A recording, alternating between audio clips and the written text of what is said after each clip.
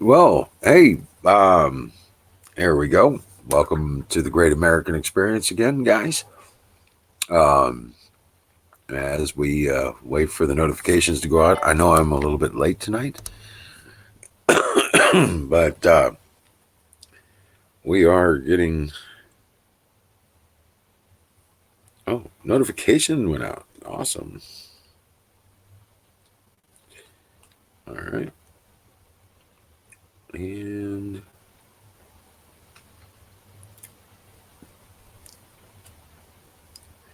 uh, I got a new video out on. I have to put up. I didn't get it moved over to Emerald City yet, but yeah. And hey, there's a badass video I'm getting ready to play. Got this one saved up. And check this out. It's President Trump today. And get this. Did China underreport both the number of cases and the death toll from the coronavirus? And if that's the case, Mr. President, what does that mean for our relationship with China and your relationship with President Xi? Well, number one, I think the president has a great relationship with President Xi, and we'd like to have a great relationship with China. Unfortunately, we're just not in a position to confirm any of the numbers that are coming out of China. There's no way to confirm any of those numbers. There's lots of public reporting on whether the numbers are There's my Huckleberry. too low. You've got access to those reports that are coming out of Chinese social media and some of the few reporters that are left in China. We just have no way to confirm any of those numbers. Thank you. We really don't know.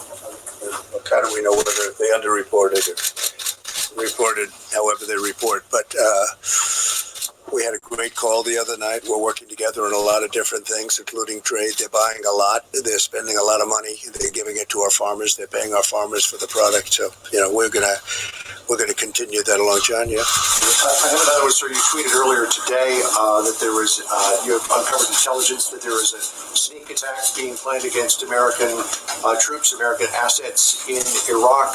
Are we talking about Kataib Hezbollah again? Also, You're saying, but we just have information that they were planning something, and it's very good information. It was led by Iran, not necessarily Iran, but by groups supported by Iran, but that to me is Iran. And we're just saying, don't do it. Don't do it. It would be a very bad thing for them if they did it. The last time they did do it in early March at Camp Taji, there was a response from the military against Kataib Hezbollah and Kataib Hezbollah alone. That was a very powerful response, by the way. That response knocked out 5 different places, but it also took out a lot of very bad people. Your tweet seemed to suggest, though, that if it happens again, it may go up the food chain. Well, that was a very big response. We knocked out a lot. They hit one site, we hit 5 big ones and ammunition sites. You saw what happened, and I won't say how many people were killed, but some bad people were killed, and a lot of them. That was a big response. But this response will be bigger if they do something. Yeah, you had one, please. Yes, thank you, Mr. President. This response will be bigger. With President Xi, wondering if you received an intelligence report that talked about the discrepancy in the numbers, and if you addressed that with we have not received that, but their numbers seem to be a little bit on the light side, and I'm being nice when I say that, relative to what we witnessed and what was reported. But we discussed that with him, not so much the numbers as what they did and how they're doing. And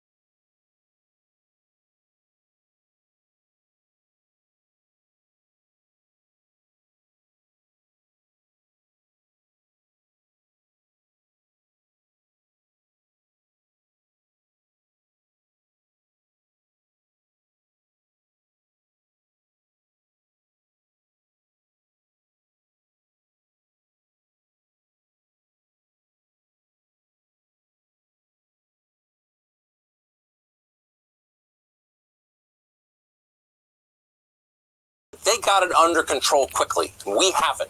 That was the message. And it wasn't simply the message in the New York Times. You saw pretty much the same story everywhere last week, and always they got it under control quickly. We haven't. We don't. That was the message. It wasn't simply the matter. This was a major win for the Chinese government. And that's not a small thing right now. When this pandemic finally recedes, the global order likely will be reset. Up for grabs will be control of the world, international financial systems, trade agreements, military alliances, shipping lanes. China would like to run all of it. But at this point, it's not a prize the Chinese can take by force. They've got to make the case to the rest of the world. And that's exactly what they're doing now. We are confident, they're saying. They are buffoons. The numbers prove it. Time to knock America from its perch. That's the message from the Chinese government. That's what they're saying. What's striking is how many in the West are helping them say it. At 10 a.m. on January 23rd, Chinese authorities locked down the city of Wuhan, site, of course, for coronavirus outbreak. But by then, it was too late. An estimated 5 million residents of Wuhan had already fled the city and dispersed around the world. In many cases, they brought the disease with them. Within days, it was clear to anyone who was paying attention that the duplicity and the criminal incompetence of the Chinese government was likely going to kill a lot of people. Yet the World Health Organization took the opposite view. On February 3rd, the Director General of WHO announced that China was doing the best imaginable job fighting coronavirus. Watch this. During my visit to Beijing last week, I was so impressed in my meeting with President Xi at his detailed knowledge of the outbreak and for his personal leadership. And if it weren't for China's efforts, the number of cases outside China would have been very much higher. There is no reason for measures that unnecessarily interfere with international travel and trade. China's doing a great job. The messaging continued like that for weeks. As the pandemic was building and spreading across the World Health Organization busied itself casting China as the hero of the story. If it weren't for the efforts of the Chinese government, many more would die. Just 6 weeks later, as if by magic, China declared victory over the epidemic. And not surprisingly, the director of the World Health Organization was there to celebrate and to amplify the message. Of course, we have good news today. Yesterday, Wuhan reported no new cases for the first time since the outbreak started. Wuhan provides hope for the rest of the world that even the most severe situation can be turned around. Wuhan is the hope of the world, he said. The American media seemed highly impressed by this. They repeated China's message without skepticism and without independent verification. On March 18th, Bloomberg News announced that China's virus cases reached zero. The Global Times, the Chinese government's approved mouthpiece, contrasted the Chinese miracle with the American disaster. Quote, U.S. cities such as New York are now the most risky places in the world, the paper tweeted on March 24th. For mindless partisans in the American media, this was an irresistible story, especially 7 months before a presidential election. So they gleefully climbed aboard. As the coronavirus pandemic continues to wreak havoc around the world, the U.S. has now overtaken every other country to become the first country to report more than 100,000 confirmed cases, surpassing China and Italy in the most perverse possible version of Trump's signature slogan, America First. Got that? Trump is bad. Trump runs America. America's humiliation must be good. That's their view. Has there ever been a media establishment easier to control than ours? They lost their ability to think clearly years ago. It's all reflex now. Whatever Donald Trump is for, they're against. They're like dogs. Cook a cheeseburger and they drool. They can't help themselves. Lost in this very familiar cycle was any discussion of whether or not China's much-touted health numbers are real. And the short answer is no, they are not real. Like so much that comes out of China, from vinyl handbags to official human rights reports, they are fake. The question is, how fake are they? And that's not clear. Since January, Chinese media have been under tighter than usual government controls, and that's saying something. Journalists have been arrested, social media platforms have been scrubbed. We don't have a lot of reliable information about what is happening there. We do know that totalitarian governments are far more efficient at controlling populations than unruly democracies like ours. Once quarantine began in Wuhan, for example, there were reports of police locking entire families in their apartments from the outside, only to be discovered dead, all of them, weeks later. Tactics like that will definitely slow the spread of an epidemic. But by how much? That's the question. So use common sense for a moment. Roughly 5 million people fled the city of Wuhan in January. China allowed them, all of them, to travel all over the world, where they turned an outbreak into a global pandemic. That happened. And yet somehow, China claims, almost none of these people traveled to the biggest cities in their country and spread the disease there. That's their position. A story in Chinese state media last Thursday, for example, claimed there was only one new case of coronavirus in the capital city, Beijing. The infected patient, the press release said, came from the United States, not from China. Overall, the report claimed only 416 people in Beijing had been infected domestically. Of those, 394 had already been released for medical care. In other words, in a city of 22 million people, there are only 22 hospital patients in Beijing who contracted the coronavirus in China, the country where it started. So literally 1 out of every million people. Is that believable? Western media outlets believed it. They repeated that claim as fact. The Chinese government clearly knew better than that. The very next day, China closed every movie theater in the country. This Monday, 2 days ago, authorities in Shanghai shut down the city's two most popular tourist attractions, the Shanghai Tower and the Oriental Pearl Tower, for an indefinite period. That is not the behavior of a government that believes it has tamed the outbreak. No, it's an expression of fear. The rest of us should be afraid too. China is the largest country in the world. When the Chinese distort critical data sets, like how many people are infected or how many are dying, that directly affects how every other country in the world responds to the disease. We may have wasted months assuming things about the coronavirus that were not true. There's a big cost to that. But more broadly, we should be worried about what comes after this. The Chinese government sees this moment as a battle in the struggle for control of the world. They're not distracted by impeachment or debates over pronouns. They think in sweeping terms. That's their advantage. It could be our undoing. This is a propaganda war with historic long-term consequences, and so far, we are losing badly. That was the rest of it. Yeah. Yep. Well, I wouldn't say that. Trump's pulling the tests. We're creating our own tests. We're doing all the right stuff. This is all just... No, I don't think so. I don't think it's as bad as what is, but it's not the point that this article is that they lied and that it's blatant. So yeah, it's kind of an attack.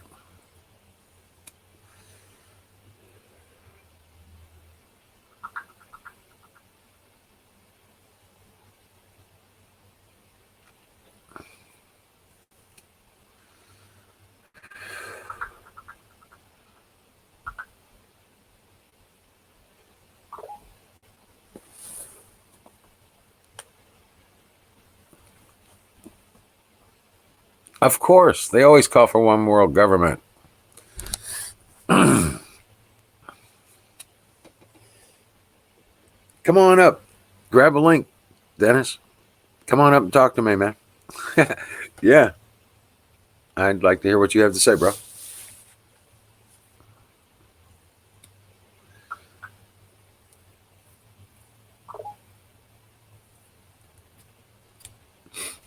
Yeah. No, that's their standard calling, yeah. It's just always going to be that. It's what they do. Yep. But hey, I haven't been paying attention to news all day. I've been busy. Check it out. That's not the one. All right, hold on. Okay, I'm gonna share this.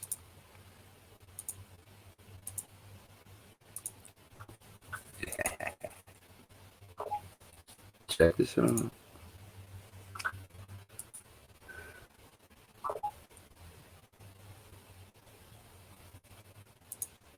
All right, here we go, guys. This is our garden. with the peach tree in the middle of it. Soon to be our greenhouse. And this is where we're going to be building it. Got this till, finally got the ground cleared. Got the till about halfway done. We're only about 6, maybe 8 inches deep with this last set. And only got about a third of that one done. So I'll have to complete this tomorrow. The sun's going down now. But yeah, that's the peach tree we're saving out of the. We're going to keep it right where it is. And it's going to be in the middle of our greenhouse. It's got a lot of blossoms on it. Hopefully we get some peaches off of it this year. Especially with it being in the greenhouse, the squirrels won't be able to get to it as easily. And there's a little bit of peach tree here. I'm going to be removing this one, transplanting it. See, that's a beautiful little tree. Actually, I have a couple trims I need to do on it, but it's actually a really good structured tree. So, I'm going to keep that one. There's another one over there. It's got some blossoms on it. And I don't know about that one just yet, but I'm sure it's a funny tree. It's surrounded by black raspberry bushes. Yeah. Or blackberry bushes, whatever. It's they're growing together, so I don't know if I want to move that one. But it is a good structured tree. So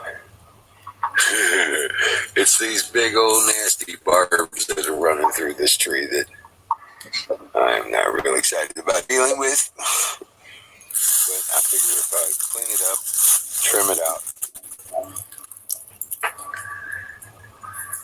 Now that it's blossomed out, I'll trim it up again. I know you're supposed to trim them in the fall and all that stuff, but yeah, trim them in the fall. we're getting to it now, so we're not really worried about whether or not we get fruit off of this one. So I'm going to go ahead and do the trim up on this one here tomorrow, and we'll get this squared away. Yeah, the garden is coming along. Okay. It's going to be huge. I know they can Well, I say garden, but it's going to be a greenhouse. So, right. Now this side over here is going to be part of our greenhouse. Over here. Over to where that green stick is. You can see that. Hey, Ranger. Ranger's on the prowl. That green stake in the ground right there, that's going to go all the way over to that. But this is going to be a tabled area because we don't want to get too close to the septic if it's over that way. So we want to be able to, we're going to table this side of it. This is all going to be raised table beds. And then this whole area is going to be greenhoused. So I figure it's probably going to be about 40 by 50. Yeah, somewhere around 40 by 50. So rock and roll, guys. Thanks for joining me. Checking it out. God bless you. And see you soon. See you on the next update. There you go. How's it going there, Dennis? Pretty good yourself. Just busy, busy. Huh? Busy. I didn't hear what you said. You've been busy. Oh yeah. You got some noise in the background there. Why? Hold on a second.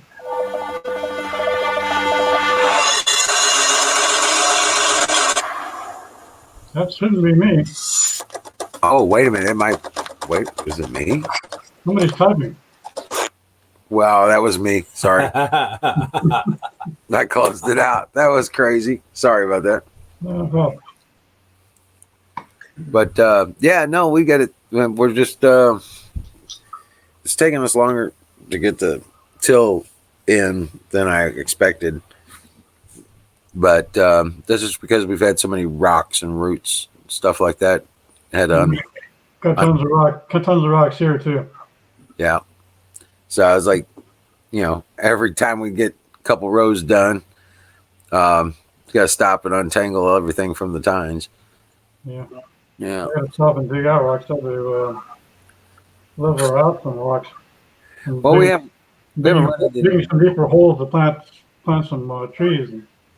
into, well, we haven't run into any nothing bigger than about a basketball. Yeah. I've had some rocks like this big. You can't even see on my screen. So what's interesting is on the COVID-19 is there are actually 5 cases in the U.S. at the end of January with 1 death. But what dominated the news was Kobe Bryant's death. Because there's in USA Today, there's an article showing Kobe on one side, this little blurb on the other saying that they're rushing to find a vaccine for the COVID-19, and that was at the end of January. Yeah. So we were asleep, but we were asleep on this end. Well, yeah, they were more worried about trying to impeach Trump for bullshit than they were, the Chinese. Yeah, a lot of things are distracting, including Kobe Bryant's death. People, rightful in a way, I understand that, but it's like people weren't paying attention to what else was going on. Right. So, I mean, what's interesting too is they're saying that 1 out of 4 people that are infected don't show symptoms, have no symptoms at all. I'm wondering if they're trying to understand what's different about that one person out of the 4. That might be worth understanding to see why they're able to not show symptoms. I think it has to do with what they were talking about in the medicals, that it's a zinc level. Zinc level? Okay, I didn't hear that. I'll have to research that. Yeah, if you have a sufficient amount of zinc in your system, you don't generally get it. Well, that's good information to know. Thanks. Yeah, I hadn't heard about that. Right. Well, that's why they're doing this malaria medicine, and they're partnering it with a Z-Pack, a zinc pack, and yeah, it's curing people in 72 hours, 96 hours. That's cool. I need to get that information more out there. Yeah, and that's what Trump's presser talked about it yesterday. Okay. And he's like, they're having some incredible results, and it's like 6 or 7 days, he said, at the most, and these people are done with it. So I'm telling you that they get these. They've got the cure. There's no reason for this crap to keep going on. And it's not like it's a pharmaceutical that's patentable. You know what I'm saying? They don't have to come up with no new patent. You mean I can't make money on it? No, because it's already public. The malaria medicine, the hydroxychloroquine or whatever. I have a special formulation of zinc. It's patented. Right. And the zinc is what? The most abundant element on the planet? Pretty common, yeah. Oh. I have some zinc and copper supplements. Right. So, I mean, you put it with a zinc pack and you get this hydroxychloroquine, whatever. Mm-hmm. And 72 hours, you're good. Yeah, the articles.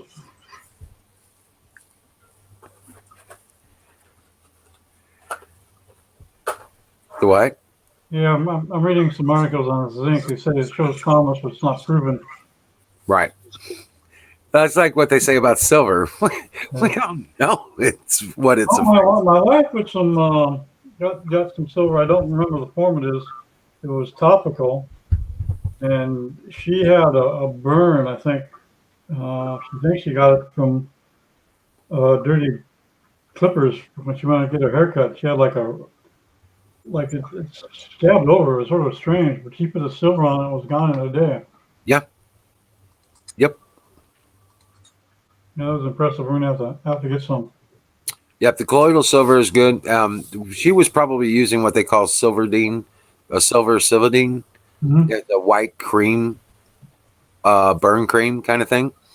It's I don't usually know. Haven't seen it myself. She said she put it on and showed it to me like a day later, and right, but historically that's what they issue people with burns and stuff like that.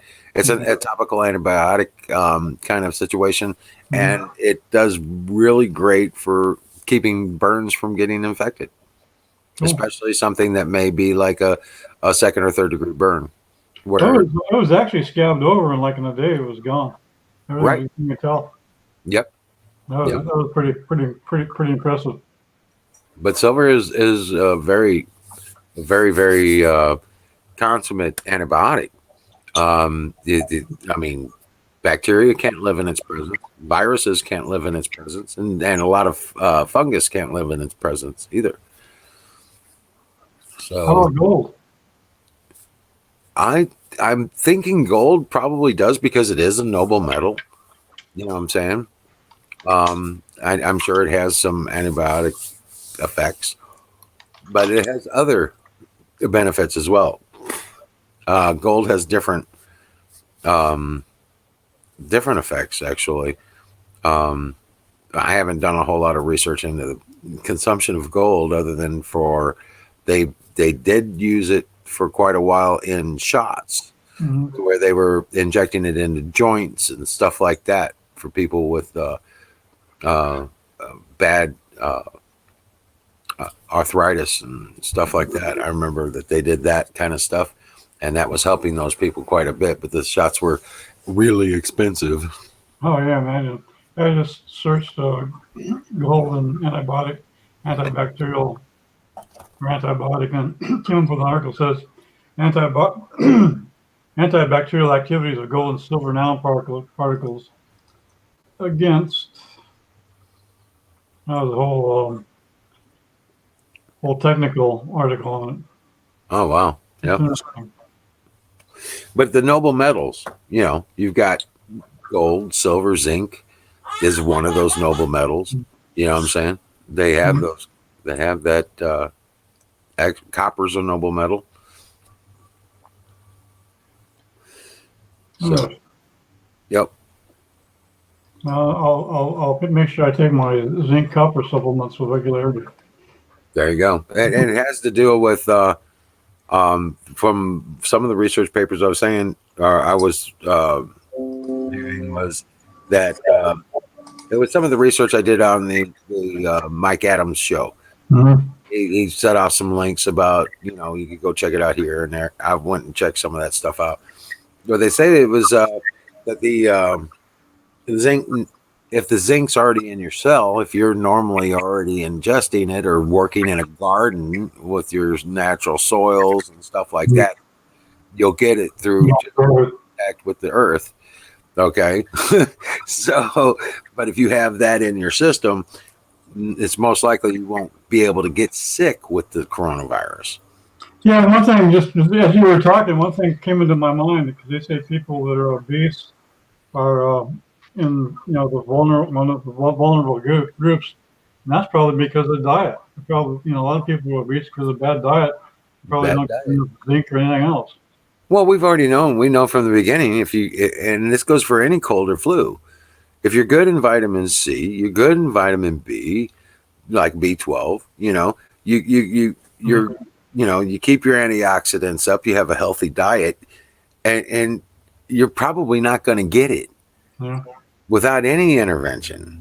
Yeah, and obese people don't typically have, unless it's something physiological, and not psychological, not comfort eating.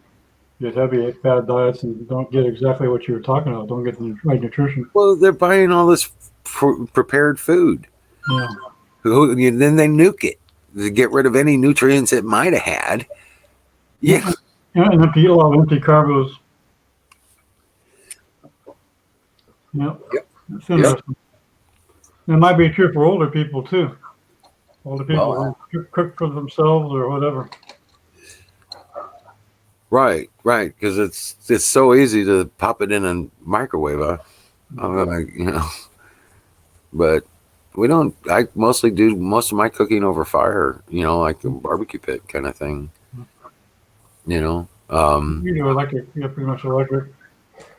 Sometimes outside I have a fire pit outside and use some stuff over there once in a while on a regular barbecue deal. Yeah. Well, I'm pretty big on pork steaks, brats, sausages. Those Grilled not healthy. baked potatoes, and that goes right on the grill. Yeah. Corn on I the gotta stay away with. I like potatoes too much. cob. I like potatoes so much. I think I'm part Irish. Well, I'm meat and potatoes. I'm a meat and potatoes guy. That's all it is. You get a steak, you get a burger and fries, or a steak and potato. Doesn't matter. Meat and potatoes, you're good to go. Vegetables, you throw them in there or any which way you like. The frozen vegetables, people don't buy them a whole lot. And they're actually frozen vegetables are pretty good deal to buy. I actually blend them. I'll make a vegetable smoothie out of them and make them that way. That way they're all busted up. And Oh God. No, I'm good. I like my vegetables heated up. Oh well, no. So raw. Some vegetables are better for you nutritionally if they're cooked, and others are better for you raw. Well, I like steaming them. And not everything good for you tastes good. In fact, a lot of things that are real good for you taste pretty bad. Well, if you get one of those, you get a saucepan, and you get one of those little riser trays to sit inside there. Mm-hmm. I'm saying, like a cake cooler or a cookie cooler kind of thing. Mm-hmm. Cake rack kind of deal. Mm-hmm. And you set that down in there, put your vegetables in there, and turn around and just about an inch of water, half inch of water in the bottom of it. Don't take any time at all to get it all boiling up and steaming. And you have a little pressure deal. I throw them in there and they're done really quick. It's steamed. Well, once you get the lid and the lid starts bouncing on a regular pot, your vegetables are good. Good. Yeah. You don't want to overcook them either. Right. And with steaming them, yeah, it's all good that way. Yeah, I like barbecue too, but I heard that when you have it where they're like over browned or black in certain places, like charbroiled steaks and all that the carbon parts of it aren't good for you. All right, Michelle. All right. Rock and roll. Canoes is here. Aaron's crew inbound. Good deal. I just came in. I was late anyway. Well, this Troy. I need to call Troy. Oh, yeah. He's... Yeah, where's he at? Buffalo Bill's ghost. Yeah, I know. Okay. Yeah. He jumped on. I told him I'd call him back later yesterday, and I didn't. What's up, Deb? Welcome back. I'm a punk.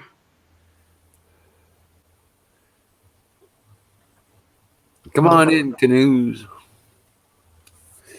Come on in, Canoes, and keep Wiz company. I'll give Troy a call and go to bed. You're going to bed? I always go to bed. I'm trying to always go to bed by 9:30. It's only like 7 o'clock where you are. It's 9:04.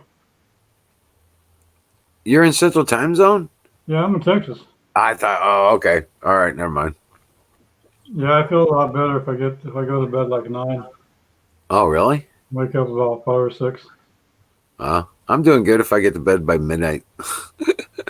Yeah, different strokes, man. Different physiologies. Yeah. All I need is about 6, 7 hours of sleep at the most. Yeah, my wife needs about 5.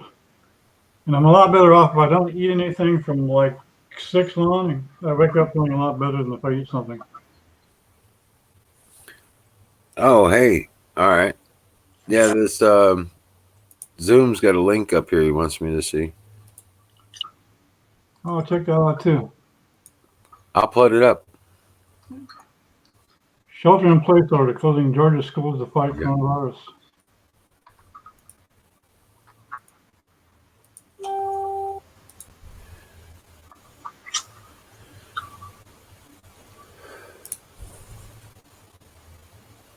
Do everything in our power to ensure that Dard County and surrounding communities have the resources and support they desperately need in this crisis. Meantime, a Cobb County sterilization plant shut down for environmental concerns is back open and running now. A judge says that the Sterigenics facility can sterilize medical equipment for the next 2 weeks because of COVID-19. Fox 5's Alexa Liaco spoke with community members now terrified for their own health. Sterigenics just filed a restraining order against Cobb County so it can't interfere with the plant operating for the next 2 weeks. But community members say this restraining order will do more harm than help. The air that we breathe is at stake. The battle for clean air has been a months-long saga for community members fighting against medical sterilization plant Sterigenics. The company uses a chemical known as ethylene oxide to clean medical equipment. But last year, its facilities were temporarily closed after Georgia Environmental Protection Division declared Sterigenics was not following emission standards. This all seems to be, with this restraining order, to be getting thrown out the window, at least temporarily. In the last week, the FDA asked Sterigenics to resume operations to help sanitize critical protective equipment, and on Wednesday, the judge granted the facility a restraining order against Cobb County To allow us just to in this crisis, we're just going to eliminate that and poison the community temporarily, it's not acceptable. Sterigenics responded with a statement saying this temporary order will allow the company to serve the urgent needs of healthcare workers and patients without product limitation as we begin the proceeding to establish our right to continue the safe operation of our long-standing facility in the interest of public health. It would go a long ways if they would at least venture into looking at alternatives other than ethylene oxide. The group says they want the company to be able to help with the pandemic, but they hope their health won't be jeopardized in the process. We will continue to fight and stand up for our rights to breathe clean air. We reached out to Cobb County and they said they have no comment on this restraining order. It is in effect for the next 14 days. In Cobb County, Alexa Liaco, Fox 5 News. And as people try to stay healthy, a Florida sheriff waged a war of words. All right.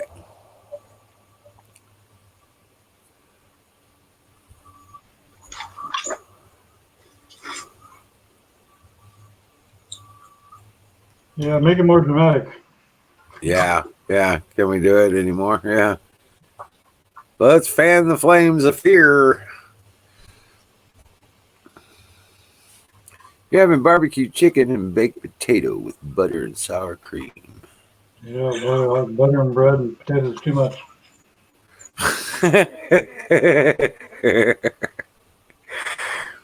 I don't know, man. I don't know. Love me a tater with a bunch of butter, sour cream, little Blow me up like a balloon. some bacon bits, and some shredded cheese. Oh, Lord.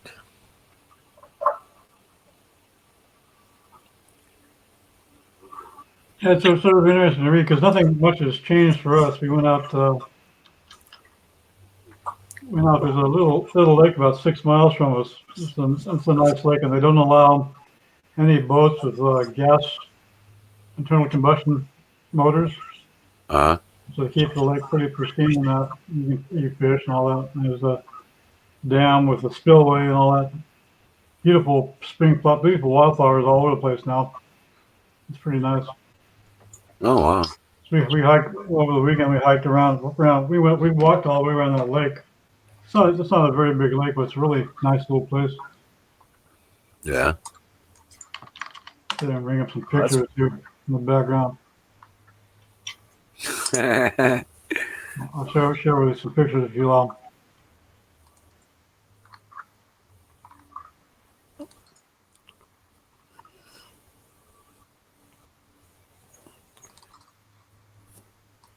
But yeah, we've been.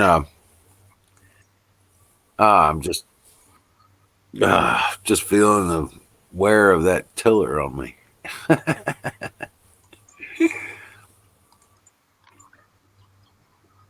There we go. So I'm joining the local volunteer fire department. Oh yeah. Yeah, we washed. I went over and helped them wash trucks today. Onto doing the medical training and all that kind of stuff. This is humor here. Where was that? Whoops. That's it. Oh yeah. Day 9 of the quarantine, my wife called out from the other room and asked if I ever get a stabbing pain in my chest like someone has a voodoo doll of me and stabbing it. I replied no. She said, "How about now?"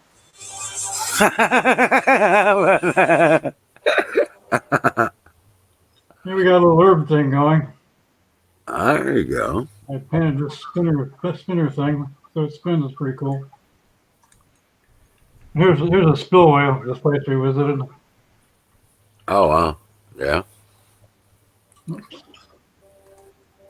Fantastic. This is one of many little fields of wildflowers. Pictures don't do it justice. Right. I bet. Here's this is from the spillway is tiered and stepped. This is from under the steps looking out. My wife there. She put on these shoes and I go, "You're not gonna hike around those shoes, they'll kill you." We'll cross some streams and we'll make sure we don't get too wet, but you don't want to wear those. So she take them off, put the tennis shoes on. So Yeah. in Texas, they had a mountain removal project, and I think they finished with it. That's a joke for you. Okay. Texas bluebells. Oh wow. Here's a picture I took at a powwow time ago. This is one of the headstones in the graveyard in Prague. I visited Prague, spent a couple of weeks in Prague, and spent like 8 hours a day walking all over Prague. This is supposedly one of the most haunted graveyards in Europe, and at a church called St. Peter's Basilica here in Prague. Oh wow. Now you've seen that before. That's part of our yard. So on the greenhouse, we've had a lot of rain. I'm having to mow the lawns every like 3-4 days.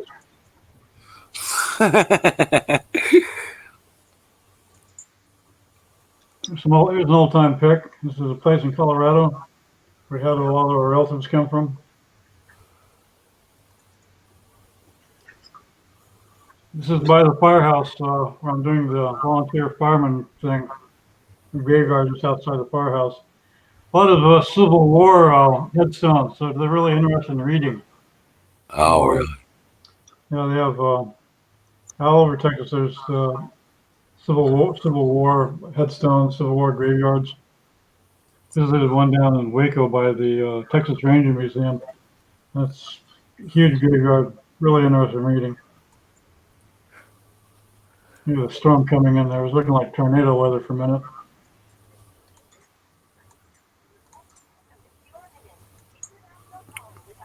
There's a picture of some plants and catching the water in the middle of them. That's actually a drop of water from the rain.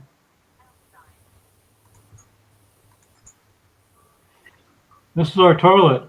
So this is really interesting. This is the labeling. It says Corona.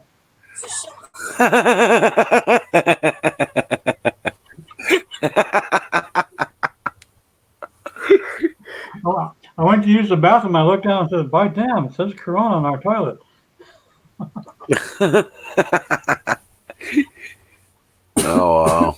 Oh well, dropped out. But yeah. It's sort of poetic and all, like Corona on your toilet. All right. Imagine that. I don't know what that means, but it's sort of weird. Yeah. That's I'm like a few of us. I've been practicing social isolation all my life. So I'm an expert. I'm gonna write a book how to socially isolate. Right. So to get a quote. Yeah, a lot. Yeah. So is that a cigarillo thing? Yeah, it's a Charo kind of Or filtered cigar. my dad used to like those Swisher Sweets. Yeah, those are a little stronger. Those are like sub cigars. Mm-hmm. Yeah, Small cigars. but these are called little cigars, and they smoke like a cigarette. You should have one of those things like I do for football games where people anticipate the score. We should see who can call the next event that they're going to push and try to further their agenda. What do you think? What I do you have think? no idea. I have no idea.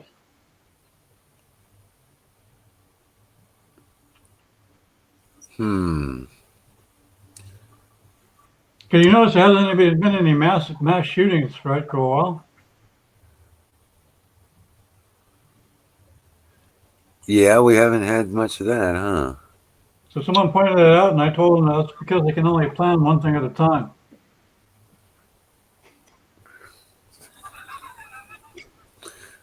Yeah, they can only do one thing at a time. They can only plan one thing. They can't multitask. Which is Listen, another bad joke. You know the Microsoft definition of multitasking? no, what's that? The ability to fuck up more than one thing at the same time. At the same time, right? You know this stuff with the you know how the guy with Tesla Mm-hmm. went on stage with his brand new truck with Truck and the glass broke, yeah. unbreakable windows, and then broke them. It reminded me of Bill Gates standing on the thing saying, "This is the greatest thing ever," and then it crashed right in front of him, blue screen. I don't know what to think about Bill Gates. No, he's just an evil bastard. That's all.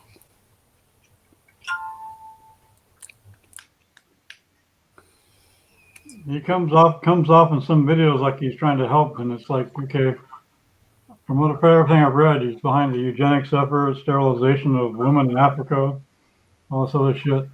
Right. My mom was a nurse in Southern California. Geez, had to be some 50 years ago, and she said they were sterilizing Hispanic women in Southern California without them knowing. With some of the shots and some of the stuff that they were, yeah. So they're doing it on purpose. They were sterilizing so they couldn't have children. It wasn't a result of the shots or anything. They were actually doing whatever to purposely sterilize them. Oh wow. It wasn't a byproduct. It was it was a racial thing. So nothing surprises me anymore. A cheroot. Okay. That's what he said. Don Martineau says, "Hey, Don, what's up? Welcome in." But Don says the cheroot is what they call them, the little cigars. Cheroot. I've heard them called charos and stuff like that. Yeah, I went through my cigar period. I went through a pipe period.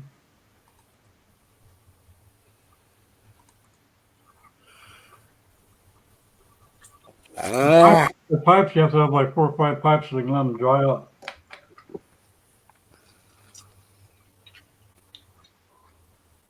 I better, Jim, we need to get you some more company, man. Someone in the chat needs to jump on. Right?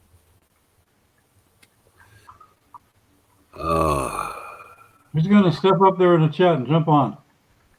It's hard to talk by yourself there. Sometimes. Yeah. Yep. Sometimes it gets a little difficult. But there's so much subject matter anymore. Yeah. I mean, for goodness gracious. Make yourself a little outline of topics. Yeah. Hey, Buffalo Bill, grab a link. Come on up. Come on, guys. This is your show. Come on. Yeah, Buffalo Bill talking and Caltech 308 Bopop. They're not bad for what they are. $1,300. And 308. I wouldn't go to war with one, but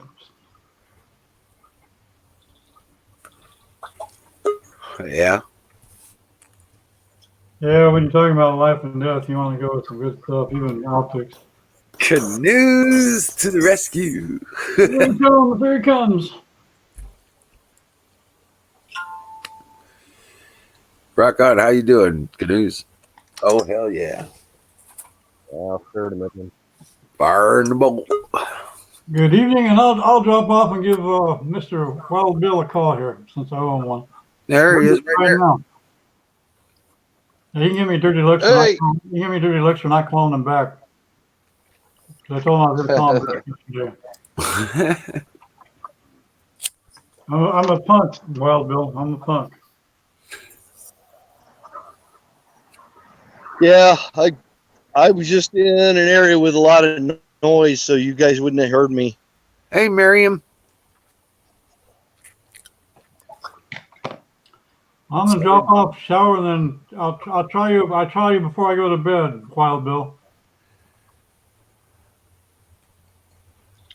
Okay, well, you can back on here if you want. I'm gonna get some sleep.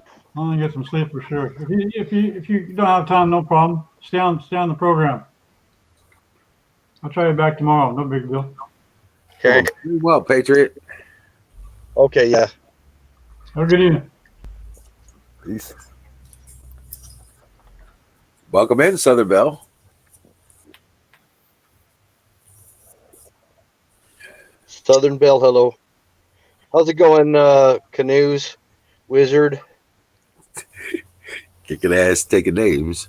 I'm digesting. I got a belly full of tacos. Oh, yeah. We got some, what was those cheesy brats? Oh man, I'll tell you what, I had a long day of ripping pallets apart with my shirt off out in the sun. Oh yeah, I got me some vitamin D. Oh hell yeah. Don Martino. Fire. Dose of vitamin D. Oh yeah. It was good today. Yeah. I got up and sat outside, smoked a cigarette, soaked up sun until I woke up. It was nice. Had my son over there on the sawhorses pulling nails, and I was ripping pallets apart. Yeah. I figured it out. I was doing everything backwards. I was killing myself. Yeah? What's that? So I stuck a 2x4 down between the slats, flipped them with the slats face down. Yeah. And just took my sledgehammer and just started smashing the shit out of them, and I got them all ripped. Oh, right. Well, you know what? If you use a 2x4 to not only brace it up, but to you hit the hammer on the 2x4, put the 2x4 on the board, hit it with the hammer, it'll most likely not break. You're still going to break some, but yeah, you'll be able to get a lot more apart using that method because it distributes the hit of the hammer rather than it being in one point and smacking and shattering the board. No, I know. 3 hits with the sledge. I mean, this sledge is like a 10-pound sledge. Yeah. So yeah, but with a lot of the pallets, you're going to destroy a lot more board that way. But if you use a 2x4 as your beater block, you hit the sledgehammer on the 2x4. I was doing it wrong, though. I did try it the way you're saying. What I was trying to do is I was just doing it wrong. I had it backwards, but I got him tore apart. You were trying to beat the support board off of the slats. Yes. Exactly. You got to beat the slats off of the support boards. Yeah. So I got him. There you go. And I figured it out. You just got to dig into it and figure it out yourself. Sure. Sure. Just takes a little time. You get good at it after a while. And some of the stuff you can take apart with crowbars. I got about 20 of them tore apart. Nice. And you got somebody to remove the nails for you. Oh yeah, and he likes to do it. Awesome. That's always fun. Yeah. He likes to do it. He's like, God, I could do this all day long. Okay. Let's do this all day long. Right. And you save the nails and you can beat them into, you can reforge them. Yeah, I am saving the nails. I've got a 5-gallon bucket halfway full almost.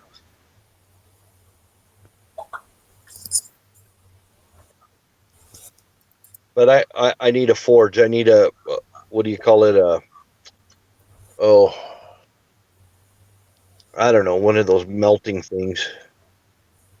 Yeah, there's a lot of plans available and videos on YouTube on making your own forge from everyday crap around your place. Mm-hmm. I'm thinking about making one so I can melt aluminum down. Yeah. Well, this has got a little copper in these nails, so it might make some cool freaking knives, man. Oh yeah. Yeah. Yeah, there's a little copper wire that's on those nails. Yeah. And it kind of turns the pallets green a little bit. Yeah, it's just a little bit of copper, tiny little bit of copper. I bet if you threw that in some kind of a what do you call that thing? A forge? Crucible, like a crucible or something. Right. It goes inside the forge, right? To melt the metal. Yeah. Yeah, I think it would be awesome because I'd be making all something. I could probably. I don't know if the copper would stay in there or not. I know it melts at a lower point. I don't know what effect it would have, but I know coins have, they mix in nickel and zinc. And, yeah, you know those little containers I was making out of tin? Yep. Yeah. That melts. You can melt that on a stovetop. Oh yeah. Yeah. Tin has a low melting point. Steel, if you're trying to melt steel, you have to get a real hot burn going. It's almost 1700 degrees, I think. Yeah. You need some kind of forced air system. The videos that I see, a lot of the guys, if they're doing aluminum, they'll use like a hair dryer as a blower. But if you're doing steel, you need something like at least a shop vac, that kind of strength of air, forced air to get the temperature up that high. A leaf blower. Yeah, that would work too. But I'm kind of wondering if that copper would just kind of permeate, make little streaks in the metal, and it just look cool as shit when you forge out a knife, out of it. Well, if you're melting the nails in the crucible, when it gets up to temperature, the copper is going to separate from the steel, and it's going to float to the top. So, okay. Yeah. And you can, depending on what kind of materials you're working with, there's chemicals that you can add to flux out the dross. Like I know if you're melting aluminum to get like the impurities out, you can add borax to it, and that'll, make your aluminum a lot more pure. But I don't know about working with steel.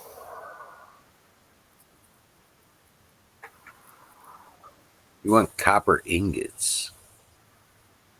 Copper ingots? Aaron says he wants copper ingots. You can get them on eBay.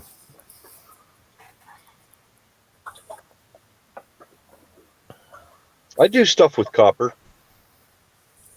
I make I make these it's a Scottish penannular brooch, or they call it a brooch, and it's basically it's kind of like a medieval safety pin that holds your part of your kilt. Yeah. I make those, and what I do is I flatten them out, and then I kind of twist them with a crescent wrench, just a little bit, and then I hammer them back out, and it makes them just this really cool designs and stuff in them. Oh man. Yeah. And I do bracelets too. So copper bracelets, really good for arthritis. Either lose my job and not take care of my bills and everything, and possibly lose all that just because I want to, just because of my ex-husband. Exactly. And I told her that. I straight up told her, I'm like, I'm not gonna make money to take care of my I car. used to do acid etching on copper, I'm making money. and then I made designs in copper when I was in school, and I did this acid etching. I learned how to do that. We used to throw copper pennies on the railroad tracks to get them flattened by the trains.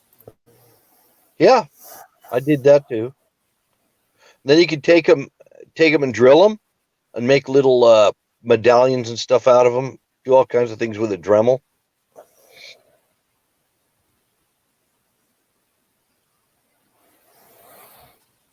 But why, when I've got a whole ton of rivet washers? I've got rivet washers for saddlery. I've got the rivets and the washers, and they're all copper.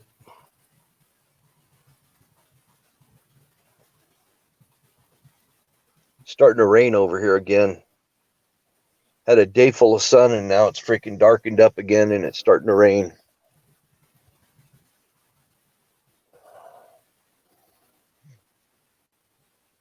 But I got a good workout. My back is freaking stiff. I'm going to get me some more of those pallets, too. I'm going to load up some more pallets and tear them apart, because I'm building a trellis for my gourds. I'm building a gourd trellis. Cool.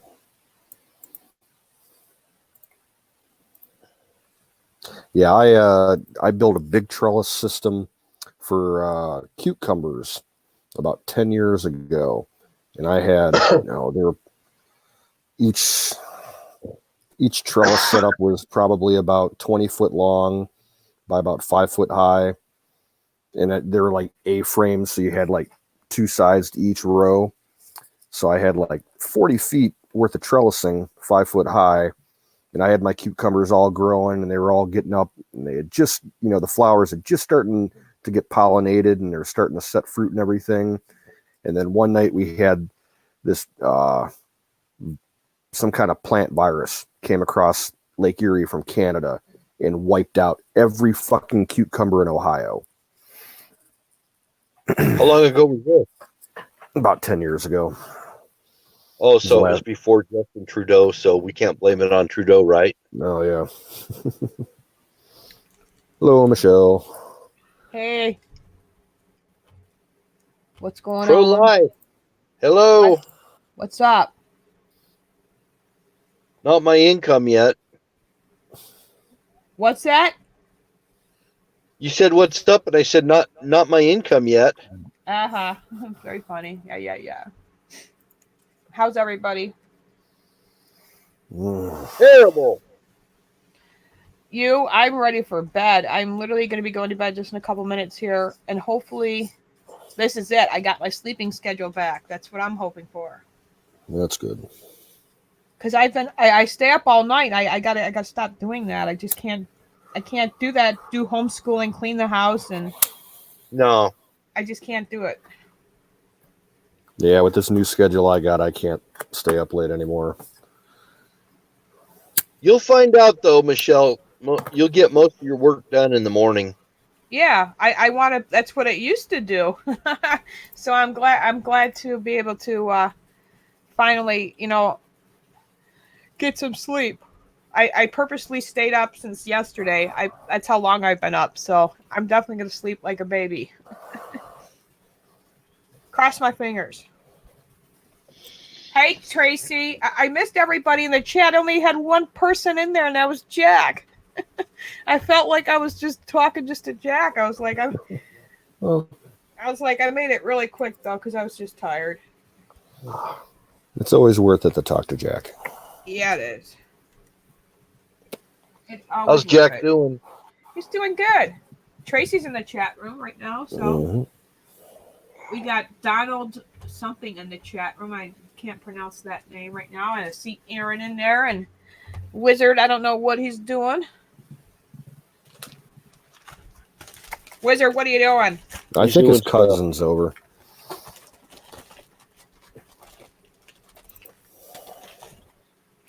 Hi, Tracy.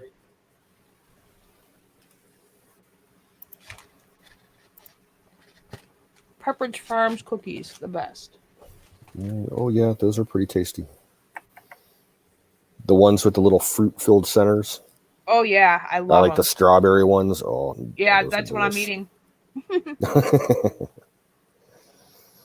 Yep. We found some toilet paper. Yay! It's a party. The great Canadian cucumber virus. Yeah, and it didn't. There's some weird shit going on because I've been seeing videos of these refrigerator trucks and they're not showing the dead bodies. They're just saying that's what's going in these refrigerator trucks. Then you see these videos of these people walking around with their cell phones in the hospitals and they're completely empty. So it's like, that's why I said there's some weird shit going on. Hey, Canoes, you froze up there for a minute. You started to talk. Yeah, and I then know. You went Disney on us.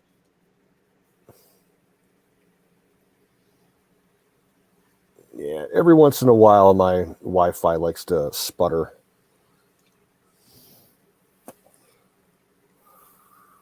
I lost all my settings on my on Firefox.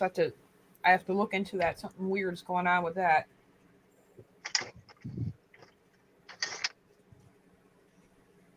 Yeah, there was a slew of books that came out. You said Firefox. These books were called Foxfire, I believe. Foxfire, and they yeah. were all about living off grid and everything. Remember that? Yep.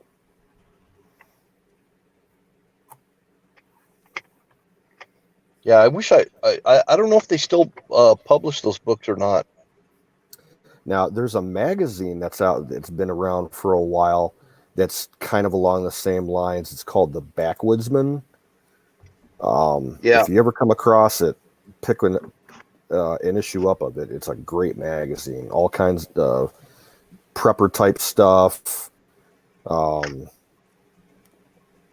backwoods knowledge, gardening, building, all different kinds of crafts and everything. It's a great magazine. People get so much of their information off the internet, but there was a Wizard's got a haircut. Yeah, dude. I got a whole bunch of them. A magazine called it was called Mother Earth News. I used to get that magazine. I cut a whole bunch of them. Holy crap, dude! Did you cut your hair? Yes, I do. That's it's summertime. Oh yeah. Summertime, you cut it off and it's not so hot. Put a hat on. So what's been going on? Just nothing but tilling. I just been tilling. Plowing the back 40. Did you guys see the video? Yeah. Yeah. Tucker Carlson. I caught some of it. No, the video of my garden. Oh yeah, I caught some of that too before I started my stream. Yeah. I just got to till another halfway through. And then tomorrow I'm fixing the backhoe. The ground's dried up enough. Well, it's going to be awesome. Cool. You know, Wizard, we got a wilderness we got to tame. I'm telling you, man. It's always hardest cutting in a garden from untamed. Anything that's been standing for more than 3 years. Okay. Sod busters. Yeah. It's a whole different thing from tilling. It's cutting a garden. Cut a garden into the earth, and then you get to till it up. Okay. Pull all the rocks and the roots and all that crap out of there. Well, save all those rocks. I got 80 acres of rocks, dude. Yeah. You have Make all stone fences. Exactly. That could be fighting positions for the military there. I'm going to stop calling it a greenhouse. It's going to be an armored garden. Now, now, looky here, Airborne Ranger, Ranger Wiz. Well, I'd be thinking you'd be having a fighting parapet over there. we'll have towers for that. We got tree stands. And we're going to have towers. Each one of the water towers will have a pace mark around the outside. Yeah. A paceway. And a couple of readouts. Yep, maybe. Yep. Pop ups. Tunnel system. You need arrow slits on your balustrades. Claymore. Bouncing Betty. Well, they didn't. They used to think they were. Some, they think they were big crossing. kettles to heat some oil to drop on unsuspecting invaders. Right, but you put that just above, the gate. And then you got to have a fur hat and a plaid shirt that says Wolverines.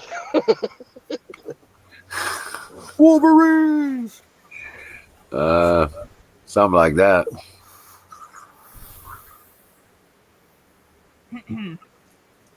Oh. Hey, Huckleberry, good to see you. My tunnel system goes all the way to St. Louis. Why would you want to go there? So you can pop up right every here and there. Yeah. You don't know wizard. You don't know rangers.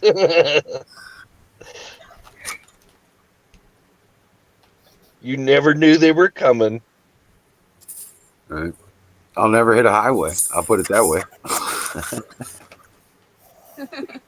I can get there without getting on a highway.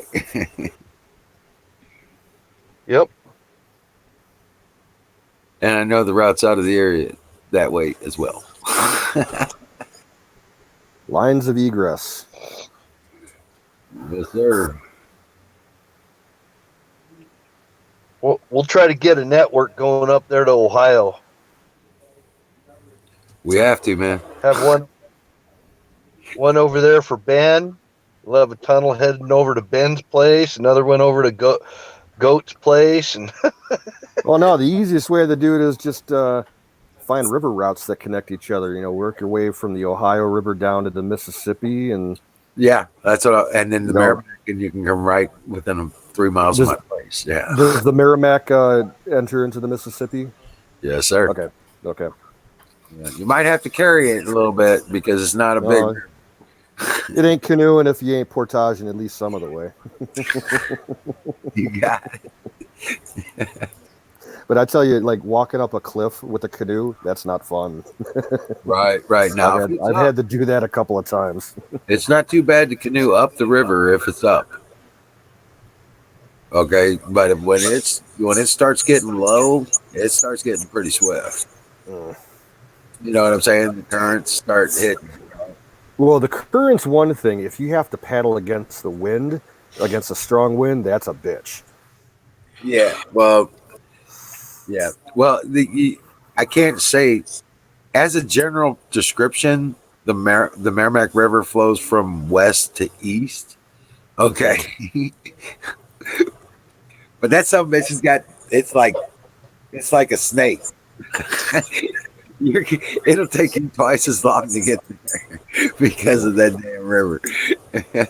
Well, it's like, you ever been to Virginia, the Shenandoah River by Shenandoah National Park? It's just there's like no straight path to it at all. Right. There's one place down south, and Old Mines is the area of Washington County called Old Mines. And there's the one place you can set into the Missouri River and then walk half a mile over to the other side of this complex and take out and get back in and do it again. It takes about 2 hours to go around it that way, and it comes right back around close to where it does. Now, Aaron is talking about snipers, right? Aaron and Florida, they'd be great snipers. They could turn sideways and hide behind a blade of grass. Right.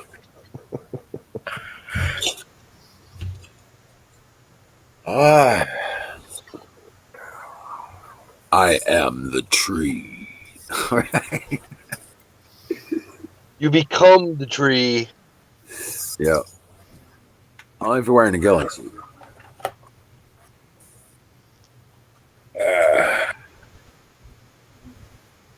My bolt carrier group showed up in the mail today.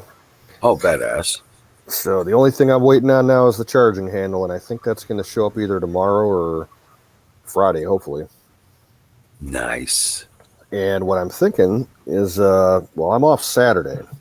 If I get all the parts by then, I might just live stream me building the damn thing. There you go. There you go. Absolutely. Yeah, that'd be cool. Yeah. Do a group build. That'd be badass.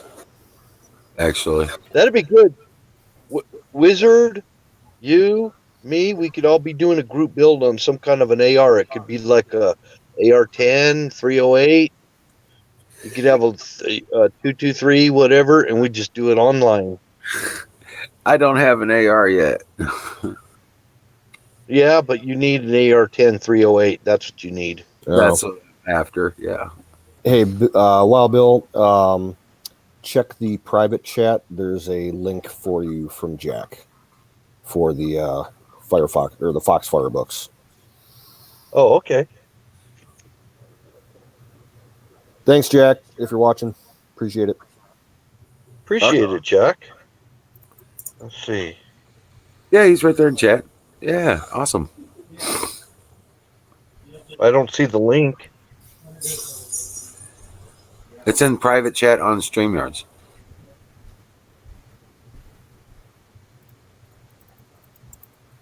Well, Aaron, you got a total advantage, man.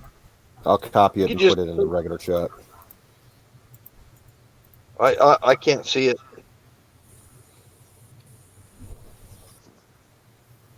No, Yeah. actually, they make the skinny guys really do make good recon. Hey, Jack. They're really good recon.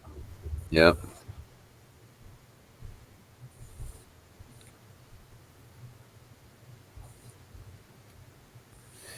Yeah, this we got one deer stand out back here still, and it overlooks that whole entire upper valley. It's like badass. Good night, guys. I'm going to bed. You're going to bed. Oh, good night. Well, yeah, because this will be like the first time I go to bed in the last couple months. You know, I want to get back on schedule, so I can go live during the day on your channel. You know, I want to get to that point. Ugh. I haven't. That's all I do is stay up Do you have all any night. melatonin? I do have melatonin, but right now I don't think I'm going to need it. Good deal. Good deal. Maybe I should take it just in case, huh? Or drink Yeah, some of that maybe some chamomile warm tea. bread and milk. What's that? Canoe? I couldn't hear you. Chamomile tea. Oh yeah, I got some of that too. I could go make that really quick. All right, guys. I'm waiting for my son to get out of his shower so I can go take my quick hot shower, and I'm off to bed. Dream well, Patriot. I'm sorry, Wizard. I'm just too tired, man. But you know, I want to start going live during the day, so I want to be alive during the day, How not long a zombie. did you stay on last night? Huh? How long did you stay on last night? Not too much longer. I don't know. It was not about 20 minutes. That was it. Oh, okay. Then I ended up going on Twitter for the rest of the night. So I was like, I don't want to do that anymore. I want to sleep. Want sleep. Yeah. All right, guys. Good night, everybody in the chat. Good night, guys. Good night. Dream We'll well. see you tomorrow.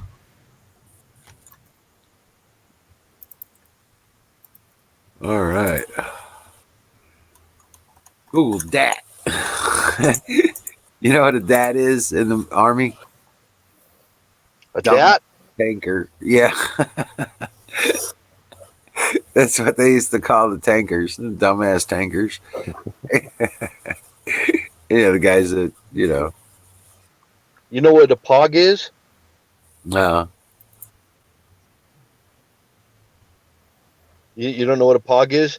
What's a It pog? means people other than grunts. I've heard the term. I can't. Oh, people other than Pog. You know what an FNG is? The An fucking new FNG, guy. no. Oh yeah. I remember we used to put when somebody had less than 2 weeks, they had to wear wheels on their pocket top. Yeah, All had right. little wheels that we had. They were from the curtains and stuff like that. And then the day they leave, they throw an old pair of boots over the wires. Yeah, I seen that. Yeah, the walking boots. I did get rid of a lot of my gear and my uniforms, but I kept the only thing I really kept out of my dress uniform was my tie.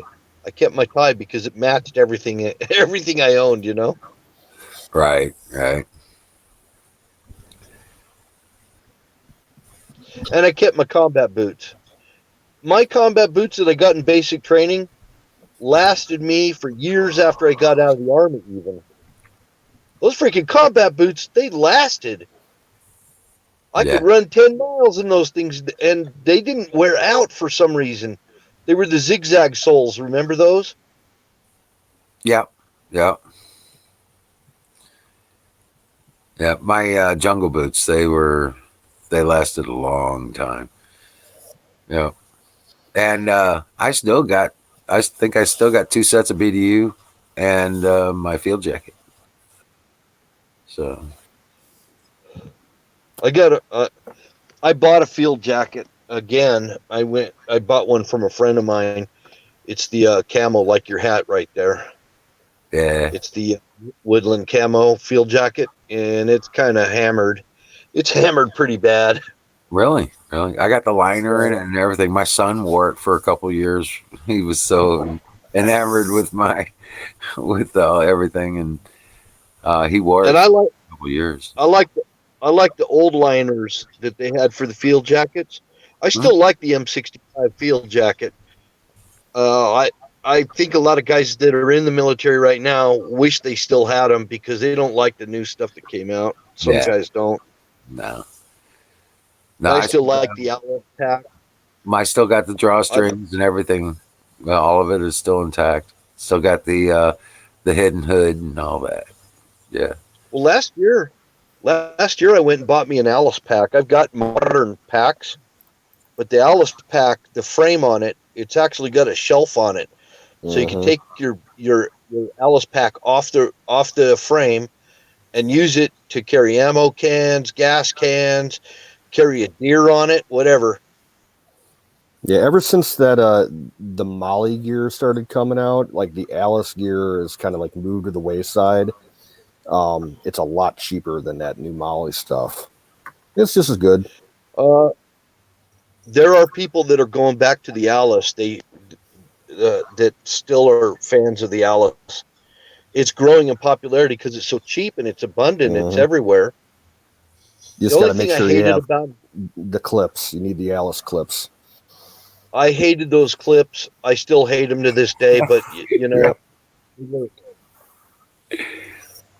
LBE, and you baby. can and Little you can bearing take an equipment. Alice clip off. There are. Am I right, Wizard? What? There's a million uses for those Alice clips, aren't there? Oh, yeah.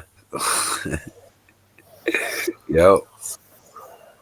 You can open a bottle of beer with them. There's one use right there.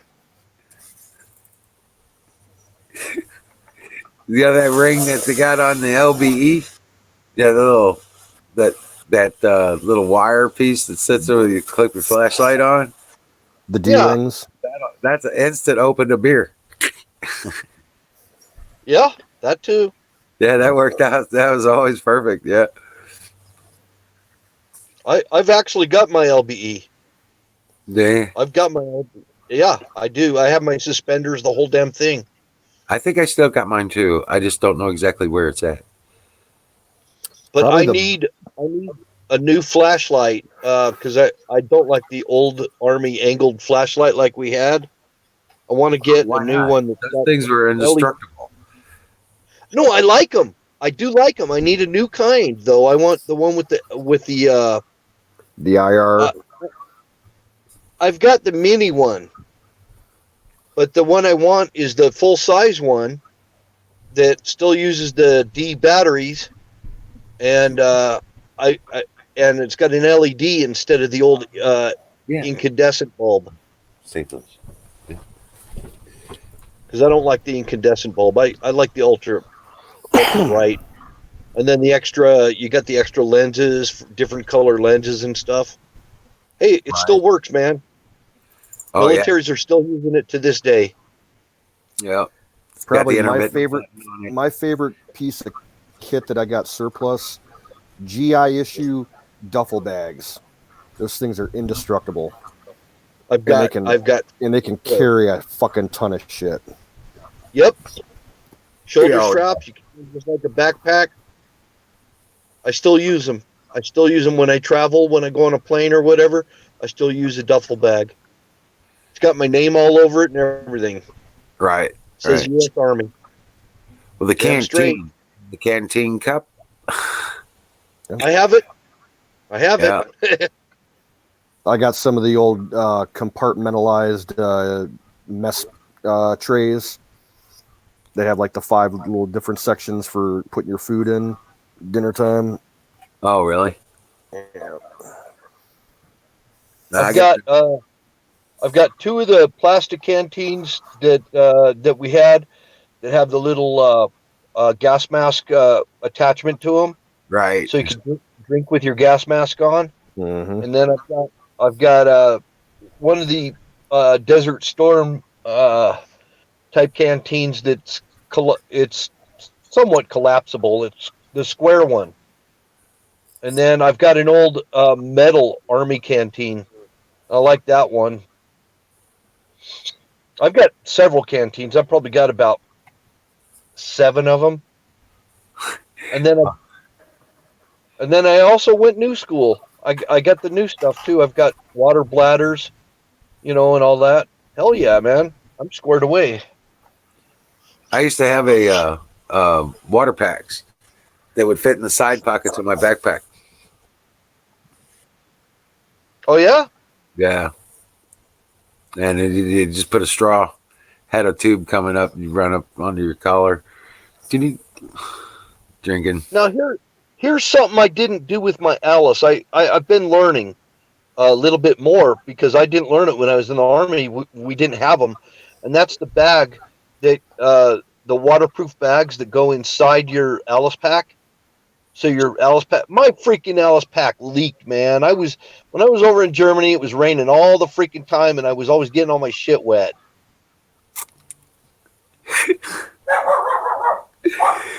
Well,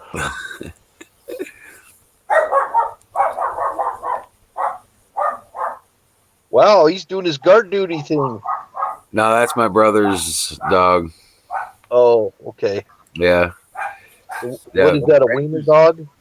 Yeah, one of those wiener dogs. Yeah. Ranger's out. Ranger's completely exhausted. Wore his ass out again today. It's like a daily thing. He gets so tired. Playing with the chickens again. No, actually, he was just running around chasing leaves mostly. Doing puppy stuff. Yep, doing puppy stuff. He's finding all these dead animals, their carcasses, and he'll start chewing on the bones. Well, it just means the sniffer's working good. Right? And I'm sitting there going, dude, he's digging out all these carcasses and then sitting there chewing on them. And I'm like, what the hell? So I'm putting silver in his water just to make sure he doesn't get anything bad. Yeah. Oh, he won't have worms if you put silver in there. You won't have to deworm them. Right. But those bag inserts, they're kind of like a Gore-Tex. They're waterproof. I think they might be rubber lined or something. I'm not sure.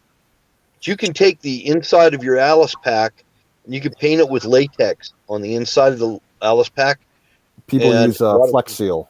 Flex Seal. That's what they use now. Yeah. Yep. Or either Flex Seal or the other one is Plastidip. But I just want to keep my gear dry.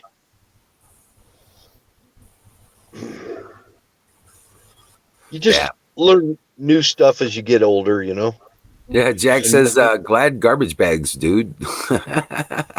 No. That's what we used to do. We used to line stuff. When I was up in Canada, we lined all our gear with garbage bags. Yeah. Cheapest way to go. Yeah, they make more noise though. These ones I got are really super heavy duty. They're not going to tear on you and everything. Well, you're going to have sharp. Yeah. Huh? I would always line all my med packs with them, and then cut them off, and then I could turn around. I could just before I close it up, and tie them up, tuck them in, zip them down, and my stuff, my medical gear wouldn't get wet. I had a couple of those Seal Line brand dry bags to keep all my important shit dry. My first aid kit, the cell phone that we had, and my camera equipment. Well, this is the days before cell phones and. No, but these bags that I got from the surplus store, they're designed for the Alice pack. They're perfect size. They fit the pockets and the compartments perfectly. That's why I got them. They're perfect fit. Right. So you pull them out of your Alice pack, and you got all your stuff organized. I mean, this is the one that's got my socks and my underwear and whatever, blah blah blah. And then you got your survival food, whatever, in another bag, and they're all perfect fit. So I run the medium size Alice pack. I don't use the extra large one. I probably should get one. Another thing too, I know they're solid OD green, okay, the Alice pack, but they have Alice pack covers that you can put over them and change it to whatever camouflage pattern that you're using. So if you're running coyote tan or whatever, you just cover it. I've got snow camo for mine, and I've got the Desert Storm camo. Yeah, I'm gonna say my backpack only had one color, green.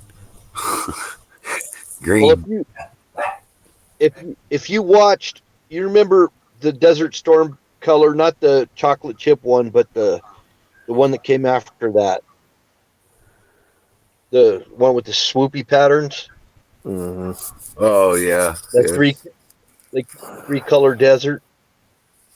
That one, there's tons of stuff for that. And if you saw when they came off the C-130s with the airborne, I mean, they came off the C-130s in Iraq and stuff. That's what they were running. They didn't have the new Molly gear yet. They were still running Alice packs with these covers over them in the 3-color desert uniforms. Good night, Tracy. Yeah, good night, Tracy. Thanks for dropping in.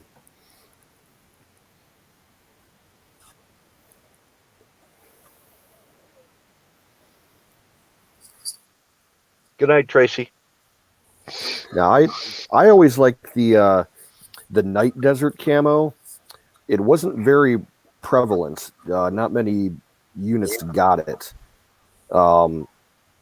I always thought it was cool looking, but they did some studies on it. They said it was completely ineffective as far as like being able to spot people wearing it at night. But I just thought it looked cool. Are you talking about the one that looks like a grid pattern? Yes. Okay, that wasn't a desert. That was actually a woodland, I think, unless they came out with a desert one. I've always seen it referred to as night desert camo, but well, it was meant to work on that old Soviet night vision. Mm-hmm. All it worked on. And then they released, years later that the Soviets had no trouble picking people out wearing it.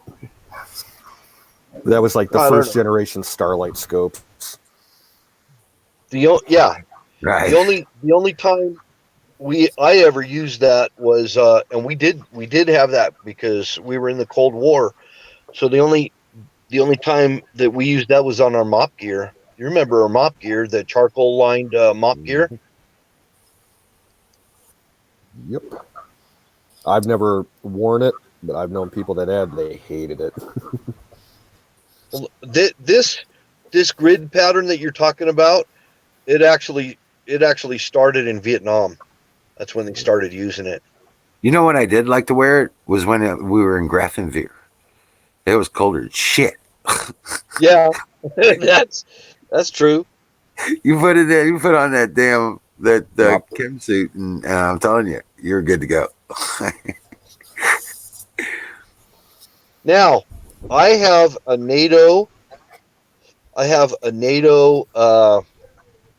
tanker coveralls, and these tanker coveralls, they're designed so that you don't have to take the coveralls off to do a number 2. Okay. Yeah, they got a butt flap. It's got a butt flap, and then the tanker boots, they didn't have laces. They had a strap that wrapped around the boot. Those are cool as shit. I love those. And everything. Yeah, I almost forgot my bear shit in your fridge. Yeah. Yeah. You still can get tanker boots, by the way, and they're I think it's Corcoran makes the tanker boots. Yeah, and they make those in the desert, the Coyote Tan. Oh well. Hey, I'll be right back, guys. Okay. But they don't call it a tanker coveralls. They're actually like equipment crew, even like guys jumping in and out of MRAPs and all of that can wear them, and they are Army regulation. They may be Marine regulation too. I'm not sure, but I know they meet the UCMJ. They meet the standards, so and the one I have is NATO, so it's a Coyote Tan, and I found them cheap, man, freaking cheap, at the Army Navy store, and I had to look because a lot of them are sold out because there's no more new surplus coming in. Yeah, none of the surplus companies, everything's like True Spec and all of that kind of tactical companies, Proper and True Spec, and they're making their version of Tiger Stripe uniforms and everything. So you can't buy old Vietnam era Tiger Stripe anymore. Yeah, all of that stuff. It's the old original surplus crap that it's been for sale, for 20, 30 years, mostly in the mail order catalogs before, the internet days. And, it's just drying up. The best place to get that used to be the Sportsman's Guide, the Gary Owens catalog. And they still have some of that stuff, but it's not like it used to be. Yeah, there's another company online that you can go online that actually sells new versions of old German uniforms. So you could buy a brand new Nazi uniform if you wanted to. Probably a lot of reenactment people buy them,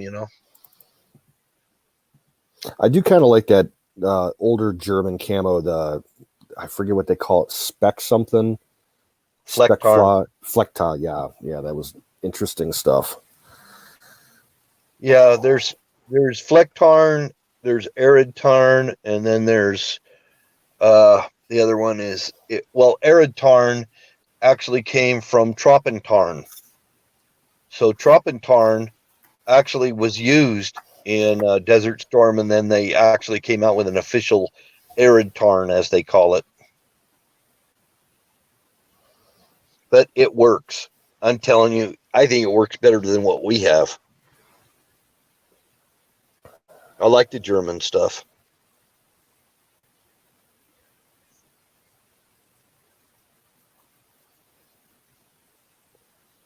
The one piece of kit that I'd been wanting to get for a while is the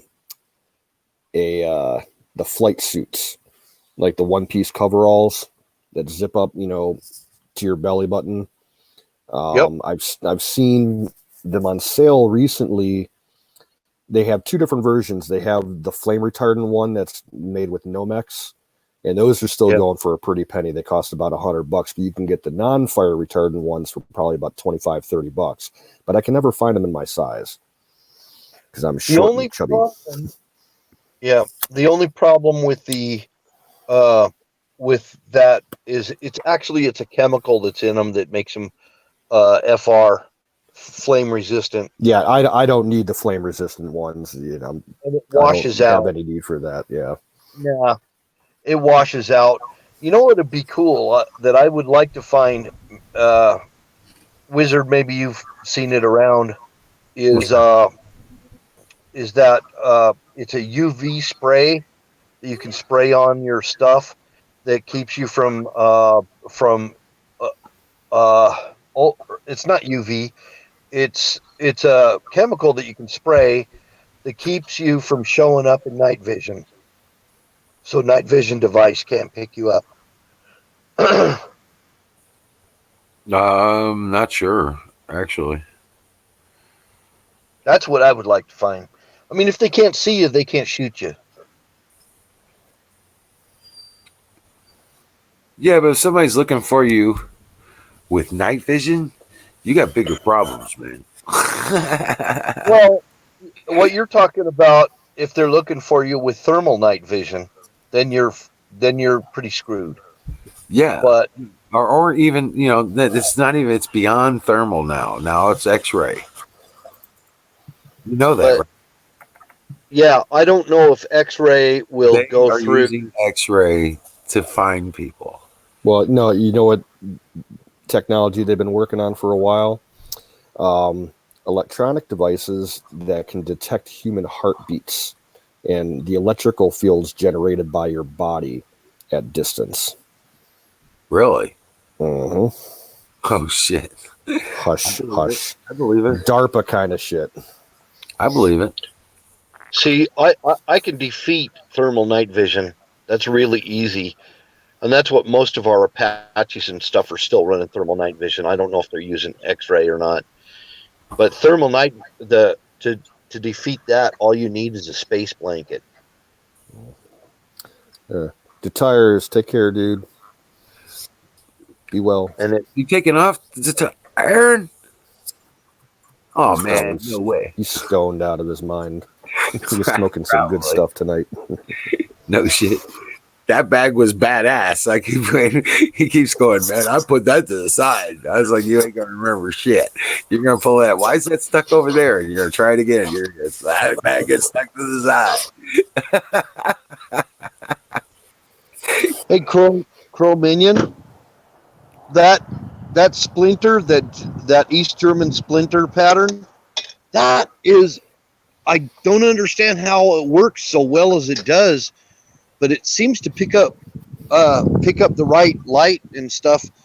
That, I mean, if you're standing in trees, it blends with that. If you're in grass, it'll blend with that. How that splinter works really well. Yeah, Jack said it's micro electro detection and tracking. Mm-hmm. Okay. Now, an interesting camo concept I've seen the Germans perfect over the years, not for personal camouflage, but for facility camouflage. Have you ever seen the stuff that they used to camouflage the airfields with? Like, you look at an overhead, you can't even see the runways and the hangars and everything. Real strange stuff. All like weird geometric patterns. Well, we had the stuff to hide our tanks and our tracks and stuff like that. That was radar defeating. That was pretty cool stuff. Yeah. Well, hell, the Germans, I heard that they used to plant trees on top of their hangars, the hardened aircraft shelters on the bases to make them blend in with the forest. Oh, right. Right. That would be that'll do it, right?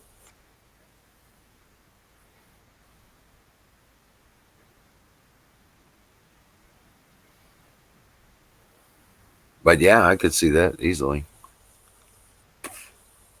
I mean, not figuratively. You know what I'm saying? The next big thing is going to be optical camouflage, like holographic type shit. Mm-hmm.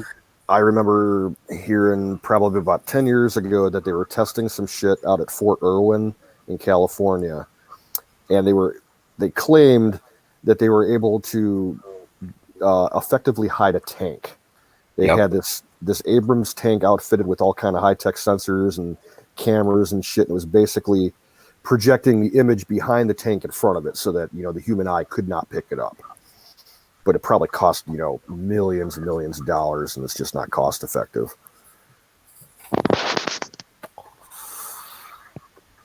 Yeah, but you know what? In a special situation, yeah. One of those high government psyops, Well, what we know about is like 10 years later. Oh, yeah. They're always 10 years ahead of us. Yeah, the English actually had a demo of a situation. They used those. They call them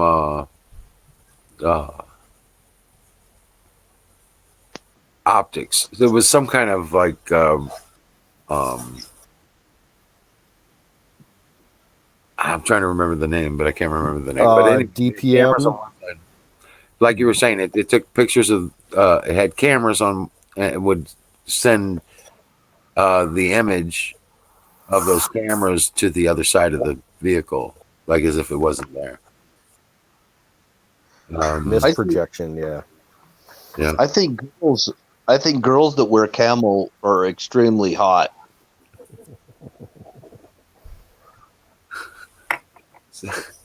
Especially on sunny days.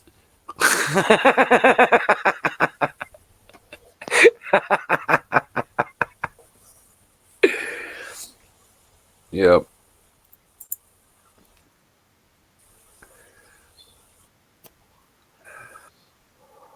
Camouflage bikinis. Pink camouflage.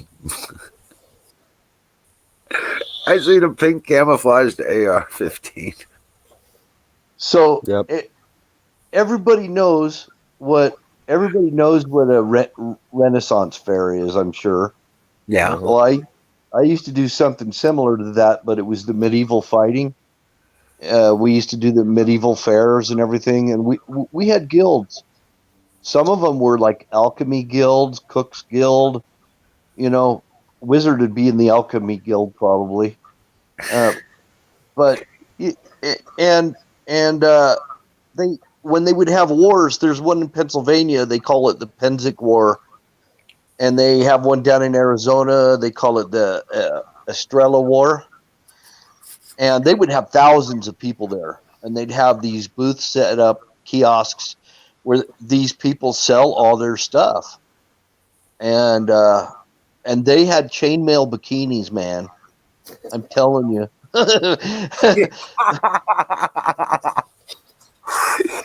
Yeah, the plate ones they call chastity belts. Like what Princess Leia was wearing in Return of the Jedi. Gold plated. Well, guys wore something kind of called a codpiece. Codpiece, yep. Right. Oh man. Freaking codpiece. You know what though? You brought up the Renaissance Fair. I was thinking about actually taking some of this rough timber wood I've got and actually make like an old time, not a throne, but a kind of a regal seat chair kind of thing. You know what I'm talking about? Yeah, I know what you're talking about.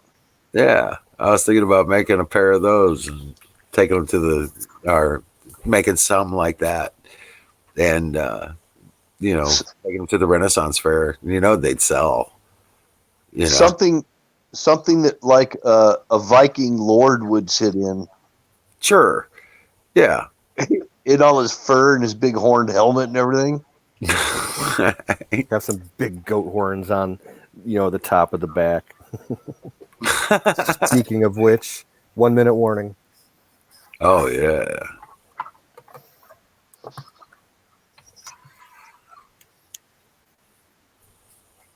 Made two flail blocks. Cool.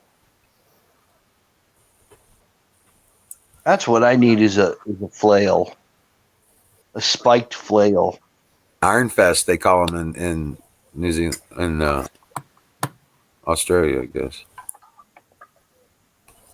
I want a mace. Mace. You want a mace? That's you're right.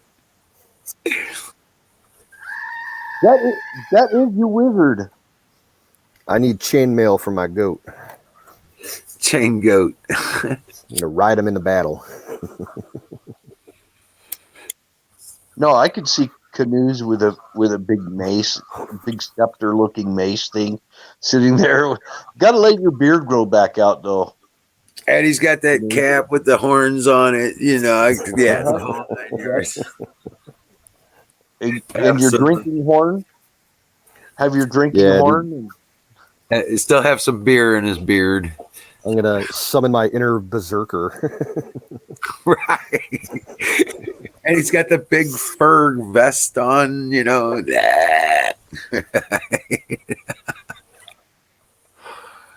Yeah, Jack's getting into medieval torture.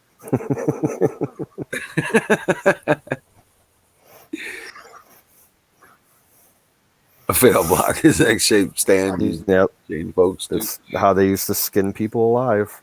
Yeah. Ooh. Let's slip the goats of war.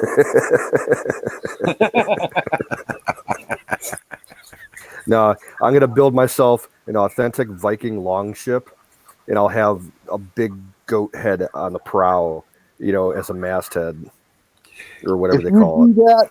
If you do that, tell me when you're going to do it. I'll come and help you, man. I would love to be a part of something like that. Jack, it just struck me the other day. I know they call Australia the land of Oz, but they kind of call, I live in the Ozarks. It really is the land of Oz here in the States. And I'm building Emerald City in the land of Oz.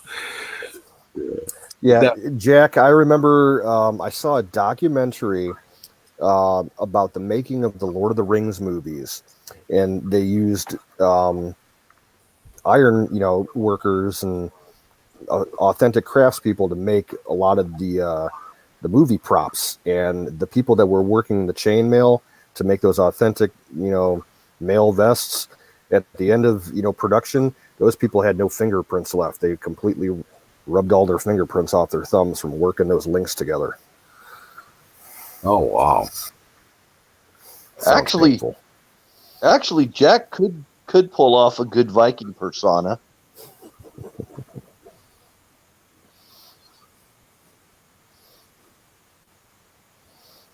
Uh-oh, Wizard's getting an idea. I was just trying to picture him with a horned helmet.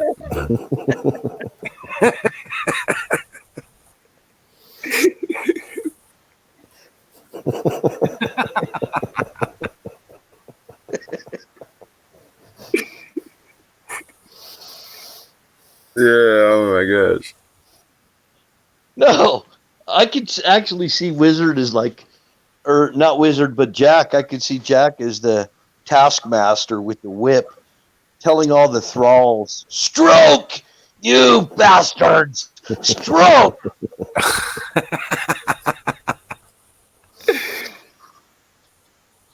Right.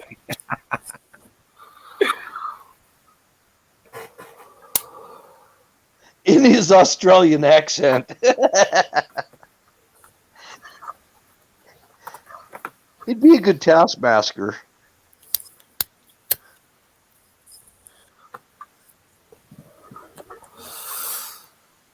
Right. That's it. We'll put a ramming spar on the front of my longboat with the shape of a goat's head.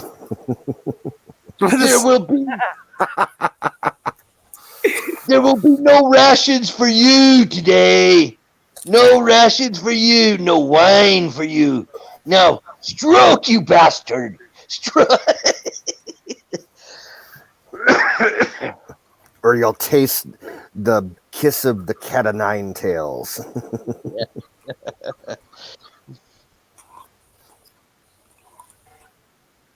Mm.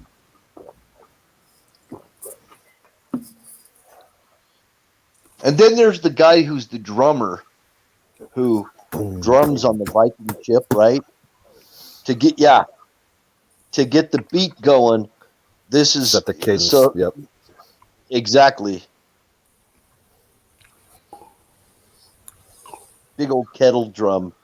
Boom, boom. Boom, boom. Jack's over there with his whip. I can picture it.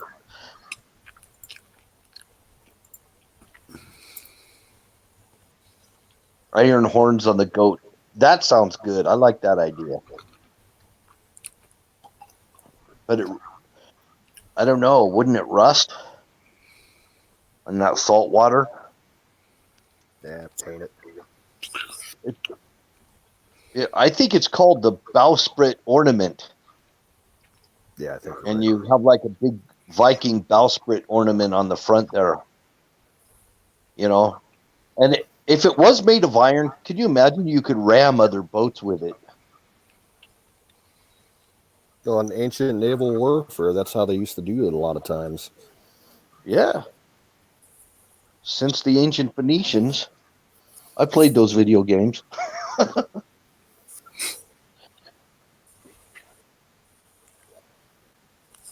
Yeah.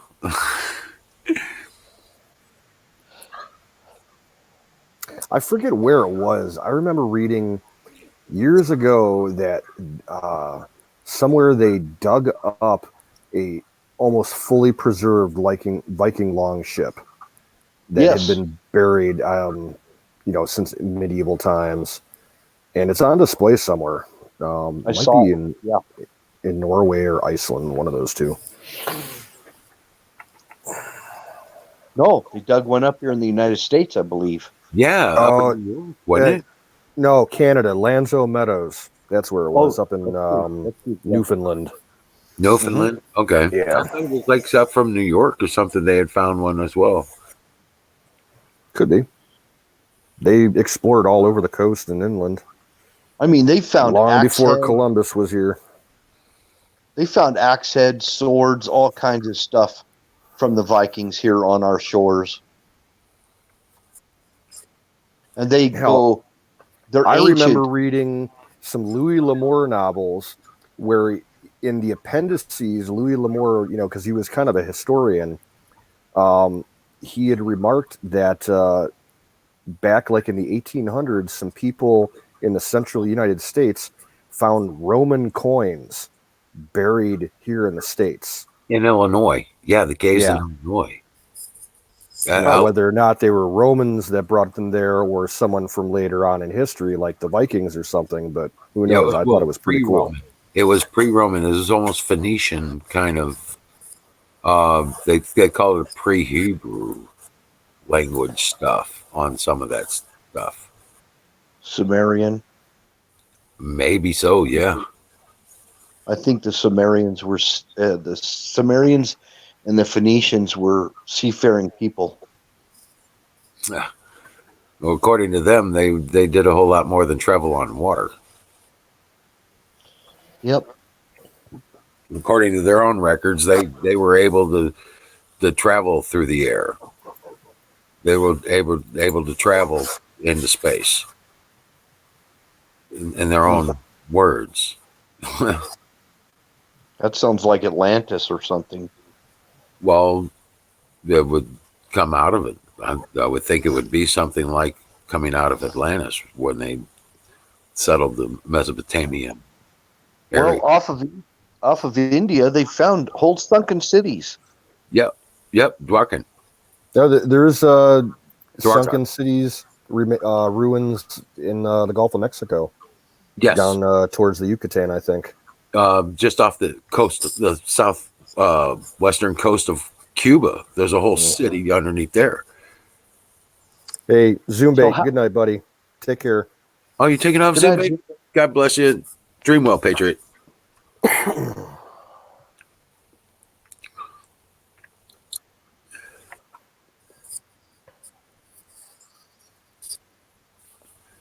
But yeah, there's the Bimini Road, and the docks they found on there. Yeah. They're thinking that's where that was the northern area of Atlantis, and Well, south of that. Sorry. there was another thing that happened. Uh, they used to take barges. The Greeks did.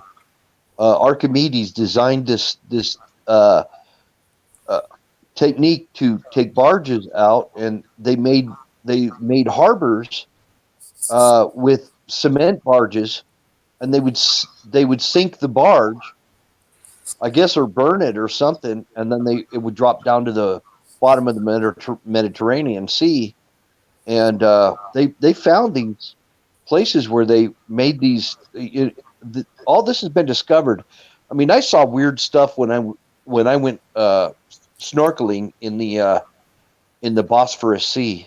I mean, I saw weird stuff that I couldn't identify because a lot of it is just covered in uh, it's covered in coral and everything.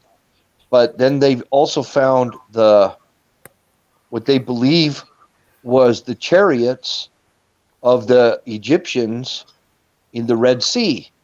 That's been found also. They found where the Red Sea closed in on the Egyptians when they were They chasing the Israelites. They found all the chariots and stuff like that all across there. Yeah. That's what I saw. Stuff like that. I saw stuff like that looked like wreckage of things and all kinds of crazy stuff in the Bosphorus. Really? Yeah. I didn't get out too deep. I was only snorkeling. The deepest I went is about 20 feet, but that's about the deepest. Maybe 30, somewhere between 20 and 30 feet. And then you got to start to make your ascent. But that's with a snorkel. It's you don't get down there for very long. Right. Yeah. I did some snorkeling in I think it was Cozumel. Yeah. Some beautiful underwater stuff down there. And I used to go snorkeling in Florida, but the only problem you can't stay down for very long. You don't get to see that much, but it is cool. It's fun. It's before I got dive certified. I'm a certified diver now. Oh yeah? Yeah. Oh, cool. Yep, through Patty. Huh.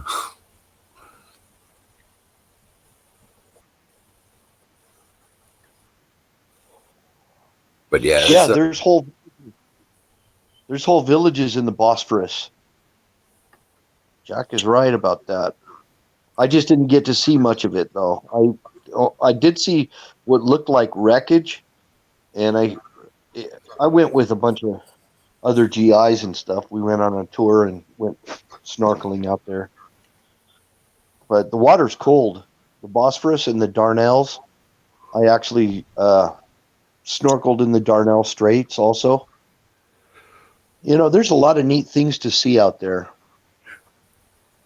I had a Turkish command sergeant major took me out, showed me how to identify wild mushrooms that were edible.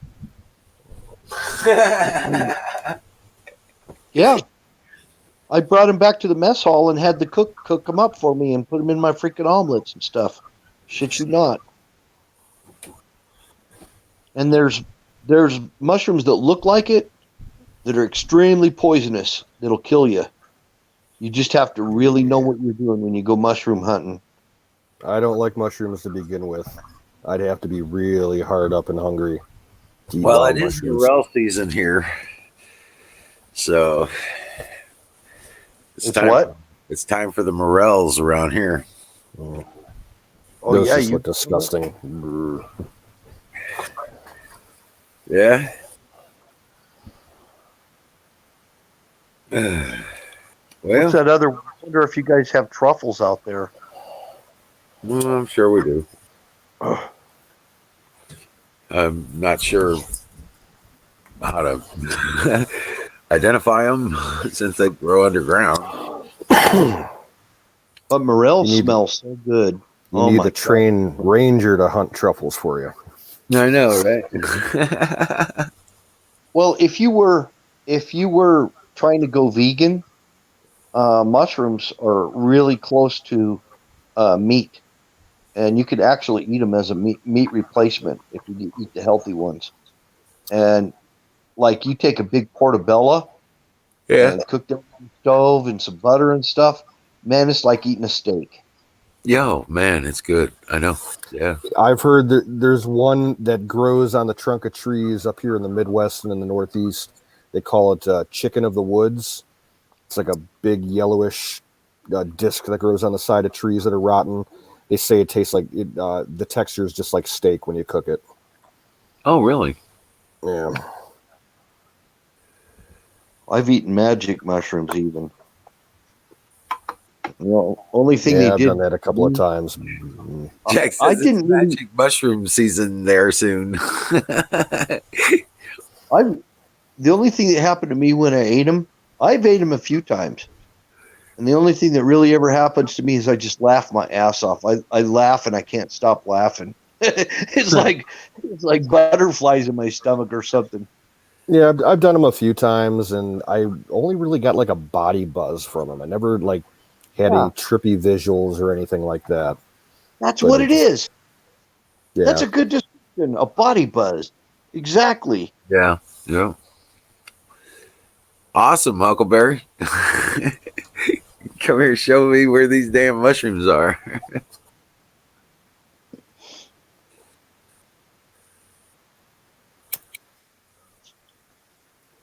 Yeah, because They're we need fun. mushroom hunting. I'd be hunting for ginseng if I was down there. I want to do some magic mushrooms and then go like to an amusement park or something just to experience it. Yeah, I'm not so sure I want to do that. Oh, they don't make me sick at all. I never tried the psilocybin variety. I've tried other types of magic mushrooms, so psilocybin is the one they say are the good ones that kind of got some psychedelic features to them. My dad used to get psilocybin spores in the mail, and they used to come preloaded in a syringe that you would just inject inside some mason jars that had like a planting formula with vermiculite and some other crap, and he'd grow them in a fish tank down in the basement.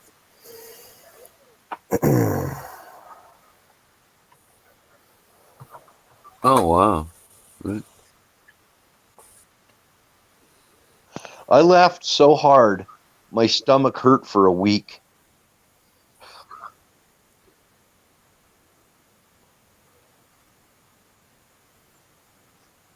You know, I thought about that. I seen one of those mushroom operations where they sterilized the wood chips. Mm-hmm. And then they put them in a bag.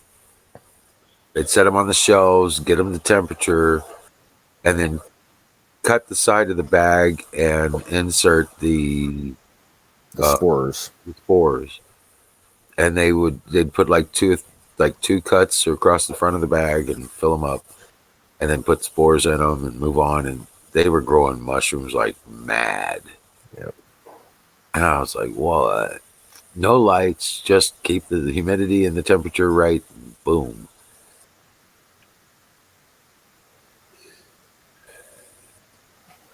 Someday I may go on a vision quest at the Sweat Lodge and do some peyote one day, so I can have my so I can get my personal whatever they call it. Growing portobellos and white caps and stuff like that. Just the basic mushrooms. I like the eating mushrooms, not the psychedelics necessarily. I wish there were psychedelic tomatoes. I'd be all over that. Maybe they are. Well, for a long, long time, everybody thought that tomatoes were poison because they're part of the nightshade family. Didn't really become a popular food until about like the late 1700s, early 1800s, I think.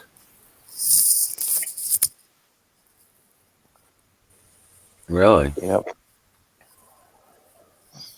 That sounds good, portobello burger. Oh my God, that does sound good.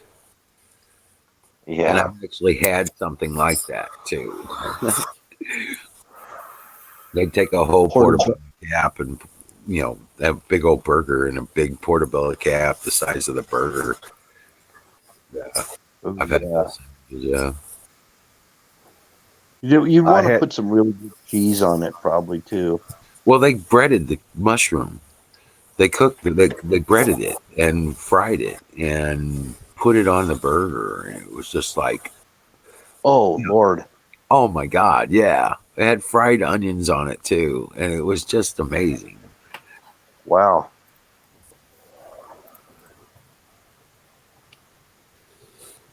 See, there's something. If you had like a underground place or something like that, you could probably have a little mushroom farm out there. Yeah, well, I plan on making a place with mushrooms. Absolutely. If you got really good at it, you could probably figure out how to do some psychedelic mushrooms that there's no laws against. Right. Yeah.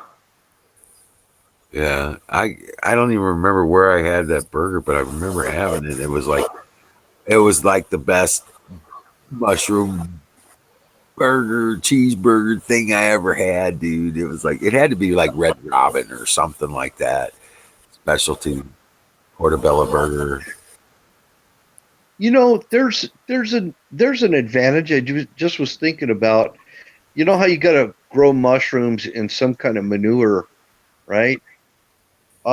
There's your ecosystem right there for your if you get into hydroponics or in your greenhouses or whatever. I mean, if you had some livestock that could produce enough manure to help you build up a fertilizer, compost piles and stuff, that would make sense. Well, you don't need that for mushrooms. All you need is the wood base. Yeah, I know. Oh, okay. Well, I'm just saying, you just do the bags of the wood chips. Once you sterilize the wood, you can grow shiitakes. You can grow anything you want. You just put the spores in it and keep it at the right moisture level. Yeah, I'm just saying, manure is a good resource. Oh, well, yeah, you use it to fertilize the land. Yeah, absolutely. Even if but you have to compost it first. Sure, but you add it to your compost. You add the manure to because it makes it helps it to start to expedite the breakdown of all the leaves and all that kind of stuff that you put That's in what there. the root beer is for. That's what the sarsaparilla is for. You realize that? No, I don't know what you're talking about. You pour root beer on your compost, it'll be done in half the time. Oh, I didn't know that. Yeah, dude, it gets really hot too. The sugars, the sugars that come in the root beer are just exponentially active. The algae and the bacteria that are breaking down the materials. It's superfood for that bacteria. Yeah. Fucking superfood. Yeah, you got it. That's perfect. Yeah. Hell yeah. Now, I've always heard that one of the best things you can do with manure is make manure tea. The liquidized, remnants that come out of the bottom of the manure pile, and you use that liquid, and that's some of the best fertilizer you'll ever get. I want to tell you something, but all you need is rabbit shit. Yeah. Rabbit manure, and I'm telling you what, that's all you need. It's badass. And worm castings. You can do the same thing, make a tea out of that stuff too. Mm-hmm.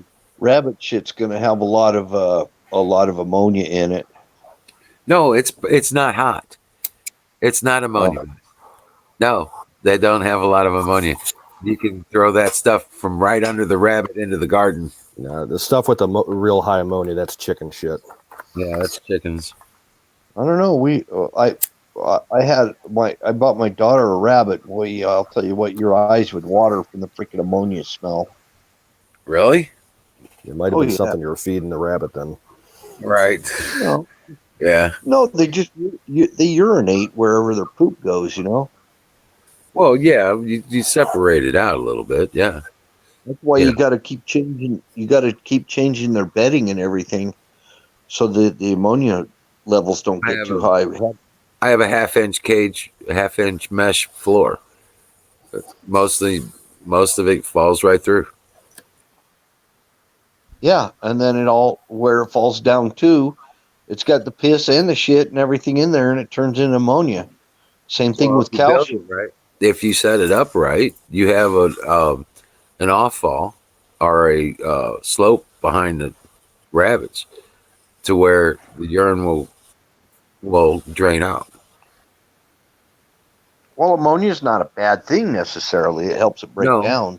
No, it's not necessarily a bad thing, but it's the point that you don't want a whole lot of it in your garden because it's wrong pH. Yeah, well, if you take it out and separate it somewhere, let it dry out and everything, it'll be just fine in your garden, even if it's got a high ammonia level. The ammonia smell and you let it compost, you let it aerate for a while. Because what we would do is we would lay it out on the ground in a garden that we have idle. You know what I'm saying? We'd lay it out on just open air and just let it dry. And then turn around and when somebody wanted some, we'd just go over and shovel up a feed bag full and sell it for $10. And if you got a lot of oak trees over there, you could get mistletoe growing all over the place, and then you could sell that around Christmas time. Mistletoe. Yeah. Mistletoe grows on oak trees. Oh, really? We got 80 acres of oak trees here. Yeah. They have a public warning every year here in Ohio by the Department of Natural Resources telling people not to harvest wild mistletoe by the traditional method because it grows in the branches of the trees, like way up in the canopy and everything. And the easiest way to do it is just to blast it with a shotgun. They're like, don't do it. It's not safe. Oh, shit. You just get a big fruit picker ladder, and you go up there and you cut the mistletoe. But I think it's poisonous, if I remember right. Yes. Yep, it's poisonous. To handle. And so, I don't know about handling it, but you definitely wouldn't want to ingest it. Right. But I mean, it's something you could sell around Christmas time. That's what I'm saying. Wintertime, times gets hard, right? Times get kind of hard when you're out there living off grid and everything. It's just a little supplemental income in the wintertime. Take it down, sell it at a Christmas tree farm, bring a bunch of mistletoe down there and sell it and make some extra money. People buy that shit up, put a little red bow around it. Think of all the things that you can get, like, you get these commercial operations that do, Christmas tree farms. You get all the cuttings when they trim the branches. You can make wreaths with that stuff, make money doing that. Yep. And holly is another thing. You get holly growing out there, and you could sell little holly garlands and all kinds of stuff around Christmas time and make a ton of money. Just get you a couple of rolls of red ribbon and start making little holly garlands and things, and you don't need to use very much of it. Just people just like to put that for decorations in their homes and things. It's a little creative ideas. Great. I've seen a lot of grapevine wreaths also around Christmas time. They take grapevines and make wreaths out of them, and those wreaths they'll keep all year. They dry out. We have a plant out here called Bittersweet, I think it is, or Bitterroot, one of the two. And it has like, when it dries up, it has these like hard orange colored berries, and it's real sturdy. And people make wreaths and all kinds of decorations of that shit. And it goes for a good $1 too. Yeah. Yeah, especially somebody clever like Huckleberry. She probably knows how to do all that stuff. She sounds like she's kind of a Martha Stewart type gal. Making all them pies and everything. She probably knows how to do all that stuff.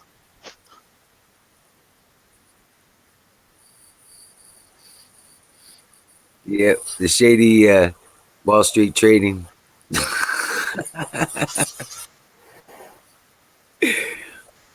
Well, we're in some rough times right now. This is a rough spell that we're in. We've got there actually are there were I think it was Hannity or somebody was saying that actually coronavirus actually created like 1 million jobs. That but they're jobs that a lot of people don't want to do. So a lot of them are like fast food. Amazon is hiring delivery people. Lots of jobs like that. All the people that are doing the Grubhub and the Uber Eats and the DoorDash, all the food delivery services, they're hiring like crazy. Yeah, pizza places. People aren't leaving their house. They just assume have a Domino's pizza come to their door or something. Yeah.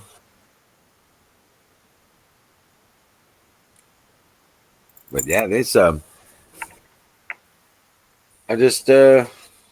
just anxious to hear these results of this the cure. Oh, the hydroxychloroquine and the Z-Pack. Yep.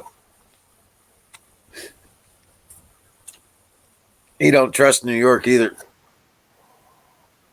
Nah. Nope. These guys are going on like 3 or 4 different places now. Yeah, New York proving themselves to be liars over and over again. Yep. They were hoarding materials and questing more. They were, yeah. So whatever national stockpiles are for this stuff, New York thinks they're privy to all of it. Oh yeah, of course. Gotta take up the space, even if it's just sitting in a warehouse.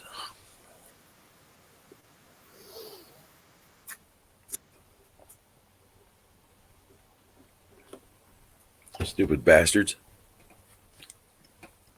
Probably same thing going on down there, down under. I bet they got the same kind of hoarding going on.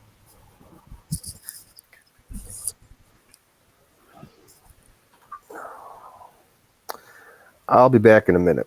I need to see a man about a tree. Yep.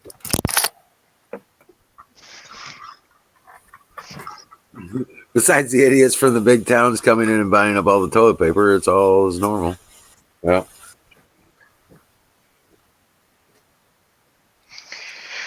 Like I said before, if you couldn't get any toilet paper, you can always take your boot off and use your sock. Stick it in a plastic bag, take it home, wash it out, and use it again. That's old school. Just make sure you How carry do I a know? plastic bag. How do I know? Don't make me tell you. And actually, it helps if you wet the sock a little bit. I don't want to know, dude. Just stop.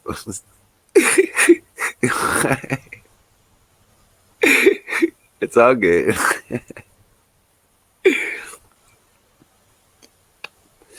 There's ways to get it done. Well, I'm just saying, there's solutions. We have solutions. People don't need to be out there panic buying. Right, exactly. I do like the idea that the pump sprayer thing, though. That's a good one. Mm-hmm. Yeah, those garden sprayers. Yep. Yeah. You know what I used one of those garden sprayers for? I used to spray stain. I used to spray stain on decks with it. Yeah. Yeah. Yeah. Yeah, it works good for spraying stain on fences and decks and everything. Yeah. I mix up. I got a solution I make out of rock salt and Dawn, and wipes out all the grass where you Oh, don't want it really? to grow. Yeah, where you don't want it to grow.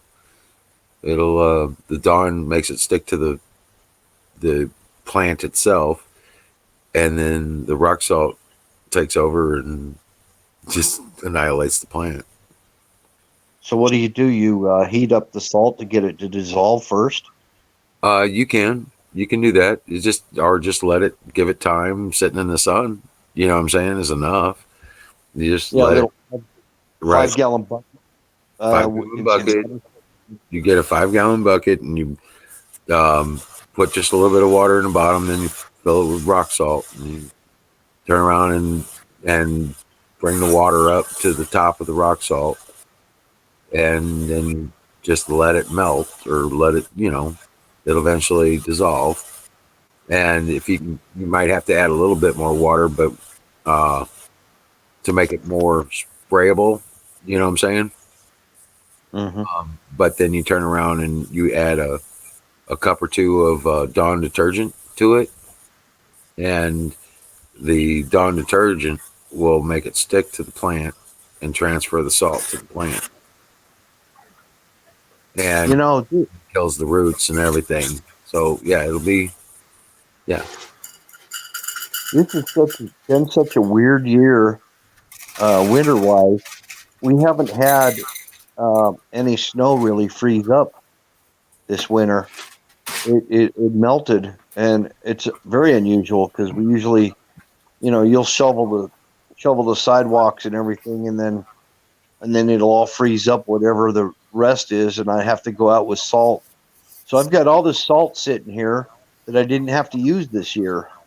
Well, that and the Great Lakes didn't freeze over, or not all of them. Yeah, I mean we had snow, but it didn't stick for very long. Right. In fact, I probably saw snowplows one time this whole year. Oh, I thought Jack was coming on. Yeah, I just saw him, and then he was gone. Mm. Yeah, I don't know. It takes a while for salt to dissolve. That was a prank people used to do on people's yards. They'd grab a bunch of salt and throw it on their lawn and cause their lawn to dry up. I'm like, no, I just keep watering my lawn and it just will not go green. Dude, we used to write bad words in people's yards with my rock salt. Right? It worked perfectly. Nothing would grow there. They'd have to cut. They'd have to dig it out, and put fresh sod down. Now, my dogs are female, so they just go around and pee, and I've got like brown spots all over my lawn, and I just fertilized it, and I still have these little dry spots where they pee because The salt. their urine. Well, it's their urine, It's it's the just that sodium. ammonia. It's the sodium. Yeah. No, they're not getting salt in their diet. I feed my dogs fish. My dogs eat fish. They eat salmon. Okay. I'm not kidding you. There's a lot of sodium. Salmon and taters. I Well, don't feed them any grain.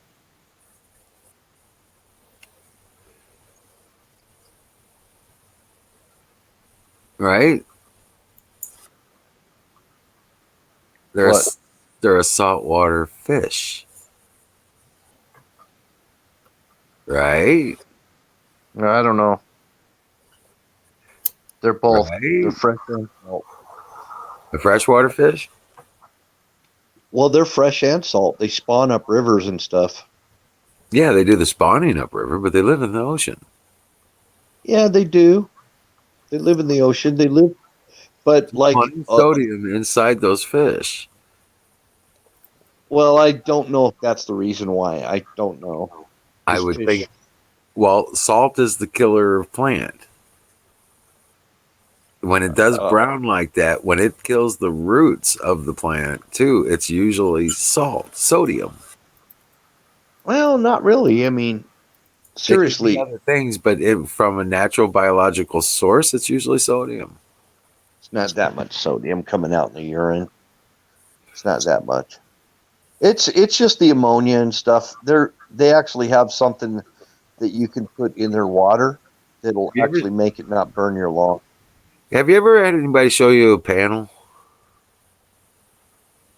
of a urine sample? No, I don't know. Maybe. Well, sugars and sodiums and stuff like that, ammonias and all that are laid out in there on the breakdowns and stuff like that. And sodium is just like sugar. It's one of the biggest components of urine. Usually, especially for humans. Oh, well, I think when Jack was just trying to get in here, I think he was just hopping in the background so he could post something in the private chat. He put a link up there. Oh, okay. All right. Chinese-backed companies' missions to source Australian medical supplies. I see it. Thank you, Jack.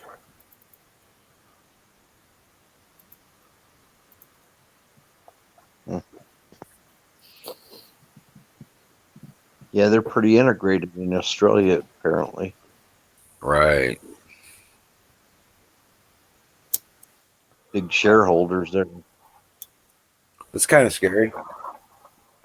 Yeah. Well, it's kind of the same way here in the States. They own a lot of property here in the U.S. Yeah. Since the Glass-Steagall Act was taken down. Yeah. Thanks to Obama. Hey, you know about that. That's cool. Oh, hell yeah. I don't know too many people that even know what the freaking Glass-Steagall Act is. That's the first I've heard of it. Really? It prevented foreign governments from owning property. Okay. And corporations sourced within the United States. You know how I found out about that?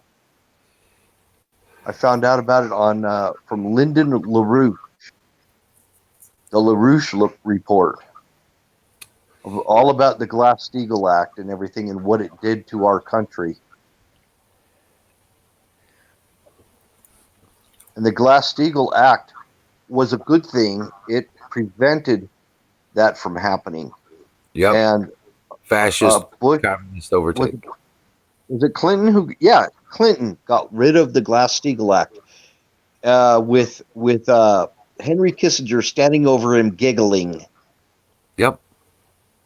CFR, brother. I saw the video. There he was doing away with the Glass-Steagall Act. And what the Glass-Steagall Act did? Okay, here's the other thing. I don't know if you know this, Wizard. The Glass-Steagall Act was a very important thing because it made it so that banks couldn't engage in investments in the private sector. Yep. In the private sector. And so the banks basically were able to cross markets. And after they abolished the Glass-Steagall Act. But the Glass-Steagall Act was preventing banks, and this is how Merrill Lynch and the crash of 2008 and all this stuff happened. It all happened because of the abolishment of the Glass-Steagall Act. And this is how all that money got freaking siphoned out of our treasury and siphoned out of the Federal Reserve, and why we're missing $3 trillion that never were accounted for. And they even appointed a investigative committee to find out what happened to the money. And they never came up with it, except the people who were the investigators just took the money they got paid to do it, and we never got public disclosure. just like 9/11. The bailouts were bullshit. It was they were padding the pockets of Obama's buddies. And Trump has recovered the gold. Yeah. If Two Clinton years had ago. 2 years ago. Yep. There's a lot of people may not know about that, but it's really important to know this. Yes, it is. I mean, he made a bunch of references about that time ago about treasure. Mm-hmm. You know, shit like that. Makes sense. Yep. Yeah, Jack, we saw it. Thank you. Thanks, Jack. You want me to put it up? I can put it up. Yeah, do it. All right. I'd like to. All right. Oh, it's okay. It allows me to do that. Okay, good deal. I didn't think it would allow me to open it in a new window. Hold on. Okay.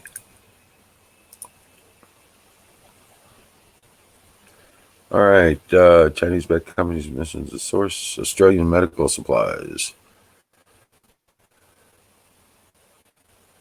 Okay, is that our video? No. But as the coronavirus took hold within Wuhan earlier this year, staff from the Chinese government-backed global property giant Greenland Group were instructed to put their normal work on hold and source bulk supplies of essential medical items to ship back to China. A whistleblower from the company has told the Herald that it was a worldwide Greenland effort, and the Sydney office was no different. Sourcing bulk supplies of surgical masks, thermometers, antibacterial wipes, hand sanitizers, gloves, Panadol for shipping. The company even posted its efforts of packing pallets of the company's Sydney headquarters on social media.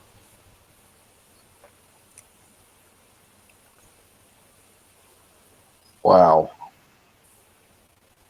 I wonder if that's happened here in our country too. Wouldn't surprise me. Well, I mean, look at the lack of hand sanitizer that we have and all the medical supplies, no masks, nothing.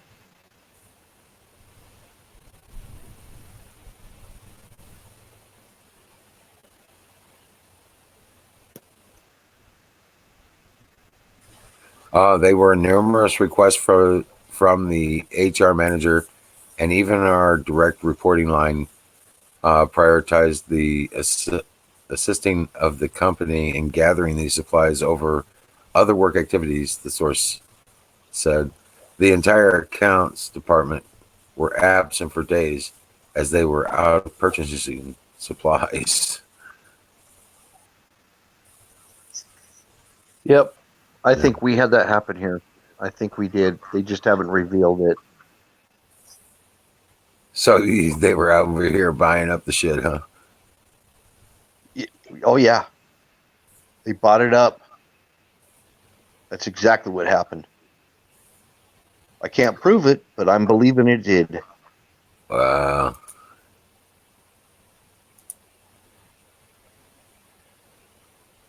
Well, if that's the fact that they're shipping that stuff overseas, if you ask me, Trump should authorize the U.S. Navy to intercept those cargo ships and seize it back.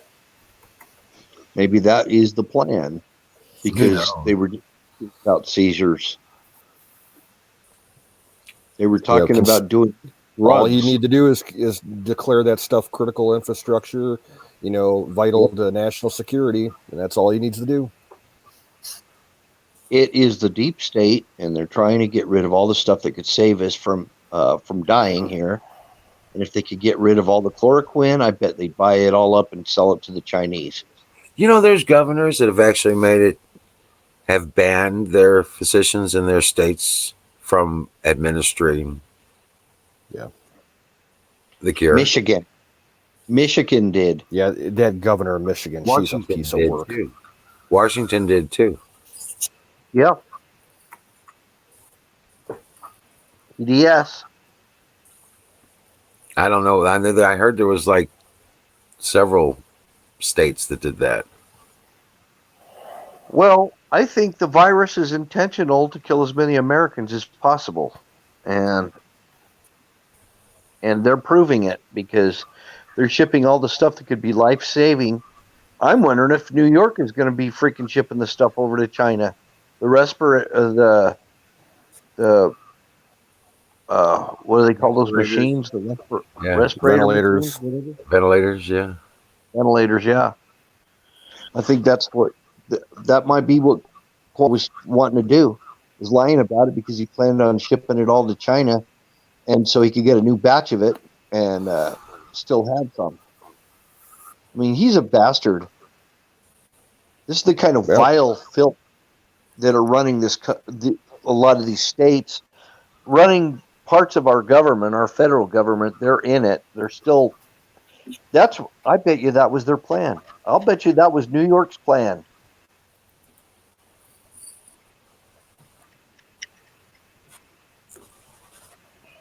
They want coronavirus to succeed in our country.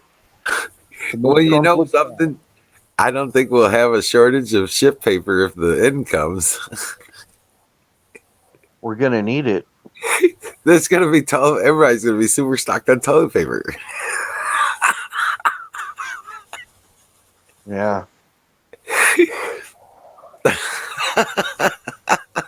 And then the My Pillow guy, he has to designate. He voluntarily designated a big part of his company to make biomasks for people, right? Surgical masks, and because we probably had all those surgical masks, and they probably shipped them over to China.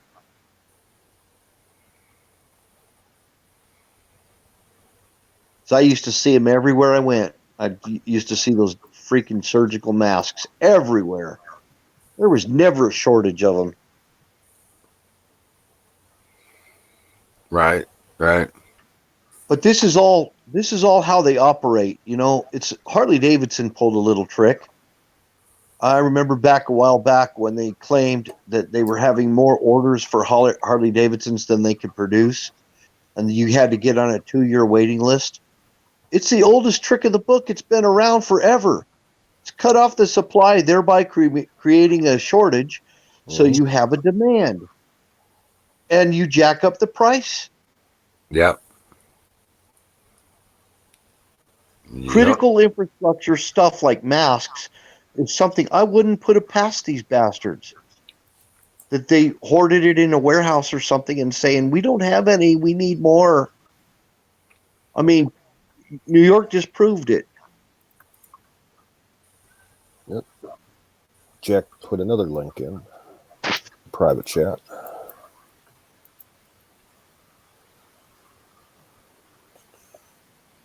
Australians caught sending face masks, hand sanitizer to China face prison time. Right on. Nice. Good. I think the same should go here. We should be doing the same exact thing. In the middle of a epidemic, and they do this to us.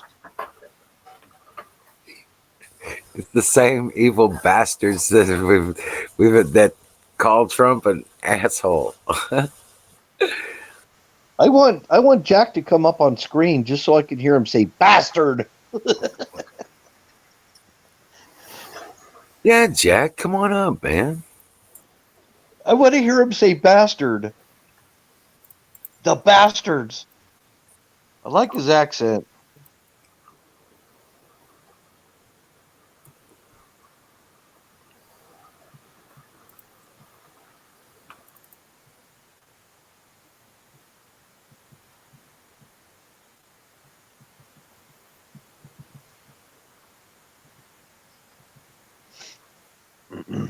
Yeah. I can't even do an Australian accent. I tried to do my Australian accent and it sound like I'm from Scotland or something. There you are. Well, God bless you. Yeah, Howdy, dude. Jack. back. God bless you. Scotland or something. Good to see you, brother. Yeah. Do it, Jack. Say back. Yeah, the bastard's back. Oh my god. And the beard's longer than ever. You're looking good, brother. Oh, hang five. I got to kill the sound here. That's it. Forgot we got to do that. All right. Yeah. Short response. Coronavirus over here. People in the cities are going nuts, but the supply chain's working out. We've got enough manufacturing and farm produce and that to keep everybody fed. Yeah, foreign imports and all that sort of thing. Yeah, shit pot noodles. Your 20-cent packets of wax-coated noodles, long life stuff. If you ain't got them now, you ain't going to get any more unless they're made local. We've got two companies in Melbourne, and there's one in Adelaide and one in Sydney making them things here in Australia, out of Australian wheat. That's what they make them out of. So rice and wheat. We grow rice here, so it's people starting to calm down. There's toilet paper on the shelves again. Not a lot, but Right. We've got special hours for old folks, and that 7 a.m. to 8 a.m. just for old folks, and 2 days a week just for emergency services folks. So if you're a fire or ambo, you're a nurse, whatever, you can go in there, and the crowds are almost empty. Local grocery store here, maximum 8 people in the store at any one time. Everybody else just wait outside, hang around in the sunshine. Hey, look, if you're surrounded by 10 feet of sunshine, the bug's going to die. Well, especially in Australia with the sunshine we've got. Right. How to blind you all. So it's no big deal. The thing can't survive. UV kills it, and we've got that much at the moment. Cloudy day, different story, and that just distance yourself a bit further. That's if you're paranoid. But from what I'm seeing, it's like any other flu. If China had 50,000 deaths, they're saying 3,000. My sources are telling me close to 50, or just over 50.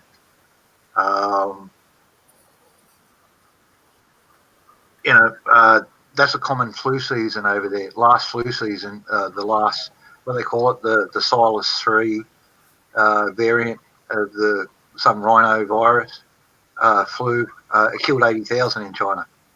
So this wasn't as bad as that. It was just funny where it got released.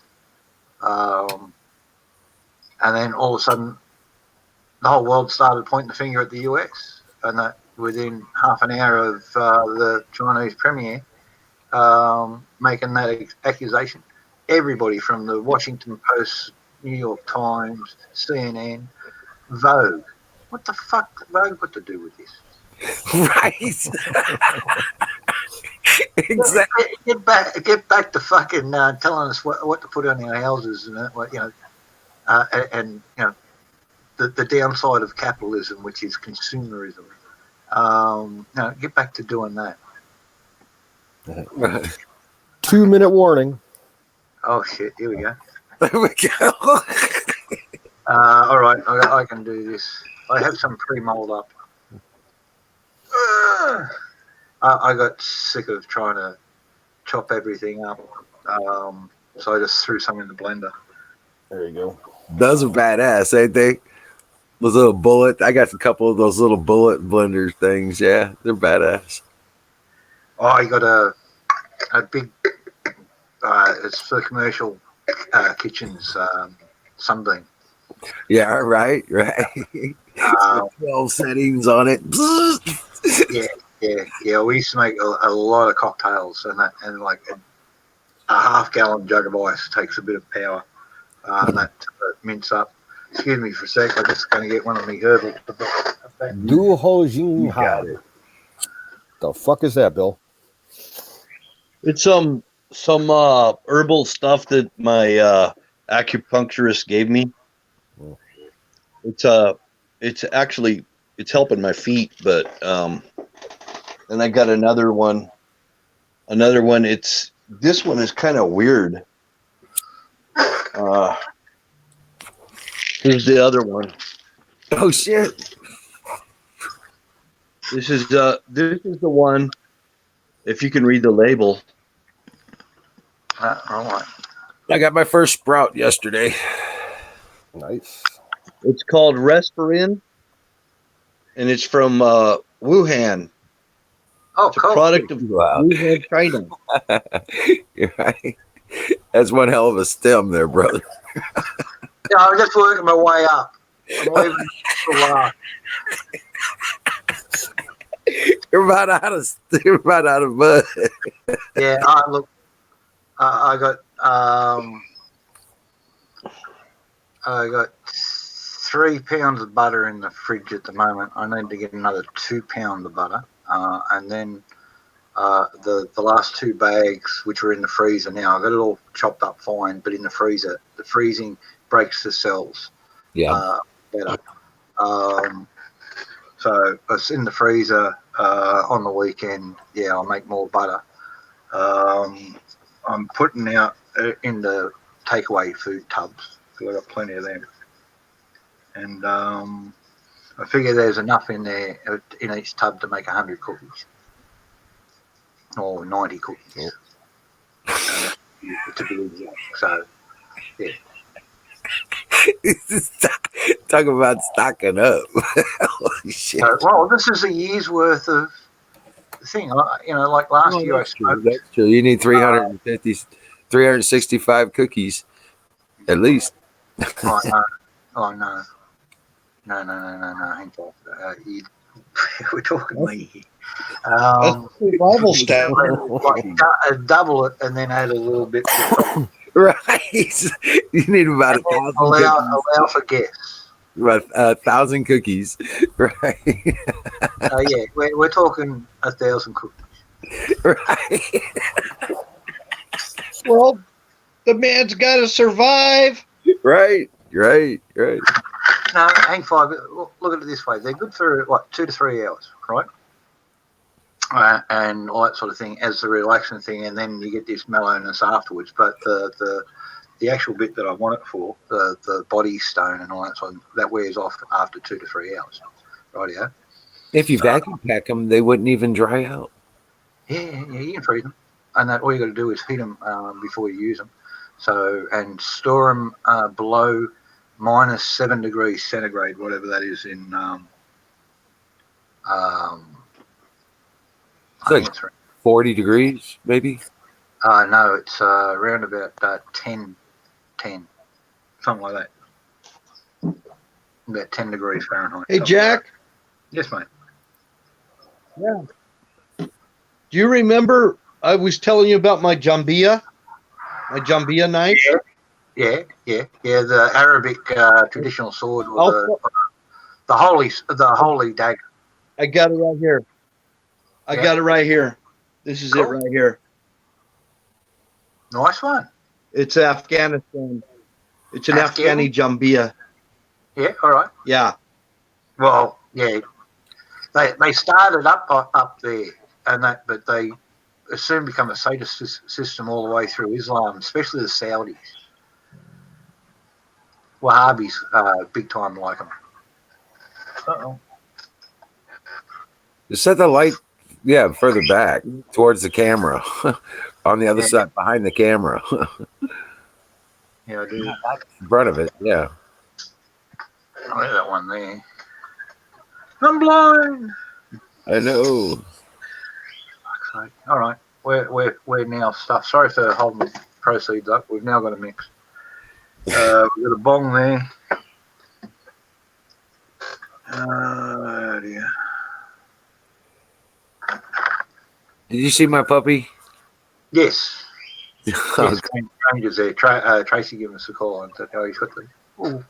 That's short sword? I got a polish. It's a dagger. It's a big freaking dagger. Oh, cool. Man. Be a dagger. Your screen's locking up, and so is your voice every now and again. So I saw the handle on the hilt. Didn't see the full thing. I can see some pill containers at the moment. Chinese. Oh, maybe I should back out of here. Come back in. When in doubt, always good option.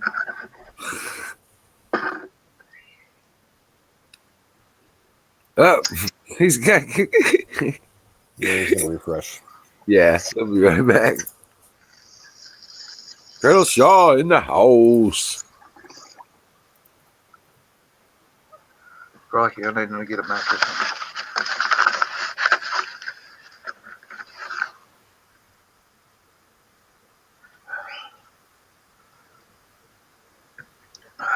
I've been finishing off those bloody parangs.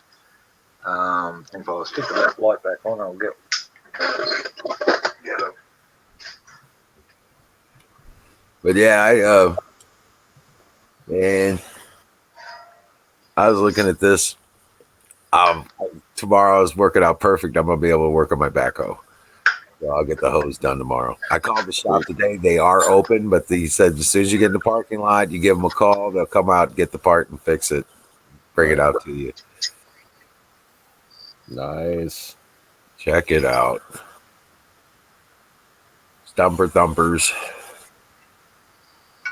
Yeah, zombie mashes. Yeah. No, they're just Southeast Asian machetes called a parang, but they've been known to be taking heads and all that sort of thing. The shot in Apocalypse Now where they do the buffalo. Right. One of these. Yeah, because of the weight, the head of it, the weight of the blade at the end is just intense.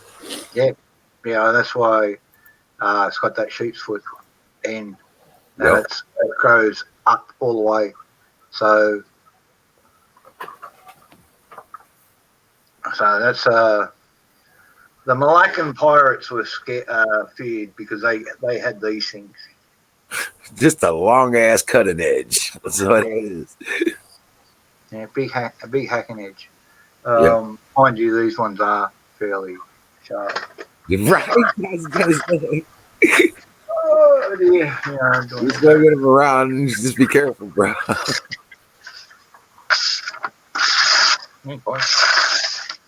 Not that sharp, eh? No. What is that? The other one. I know one of them's done up for sharp. Oh, that one. There you go. So yeah, one of them's dead set sharp on that. So the other one, hang on, we got Bill back. There's his sword. That's that Jamua. Is that the full? Can you back it out and show us the full blade? Can you hold it far enough away to show the whole blade? Yeah, that's it. That's it right there. I'm doing it. There you go. Is that a bone handle on that? Water buffalo horn. Oh, okay. I tell you what, the knives I got from my dad are a bunch of woodsman's knives. Some are fillets and some of them are kind of bigger, but they all got the sheaths and stuff like that, and they're all. I have to pull them out. I'm going to be pulling them out here in the next few days. I got to get some more work done, but yeah, I'll start pulling them out. But they're definitely used, and they're definitely old, and they definitely need to be cleaned and serviced. I had to come in. I got to chase up battery and that, and every time I try to chase him up in Michelle's and that, he doesn't catch us. So we got him some stamps here and that. And I'm going to post them over. Stamps, coins. So I'll just bring that back up to there. There. Oh yeah. Oh yeah. And the colour inserts on it. It's from the Australian Olympic team. Right. Collector's set, sealed in mint. Yeah, I just need to catch up with battery. And Zoom. Tracy let us know he was stressing a bit about when it was coming. The parcel was coming, so he's got the tracking number now, all that sort of thing. So we can, oh, there he is in chat now. Unless I'm catching up with chat. Yeah, cockatiel screaming in the backyard.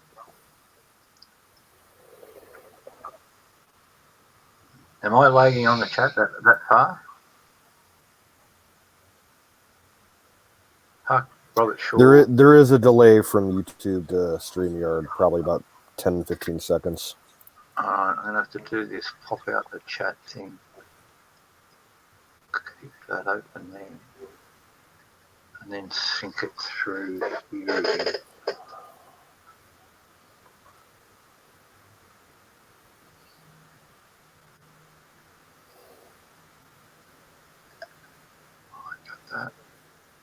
I just wanted to hear Jack say bastard.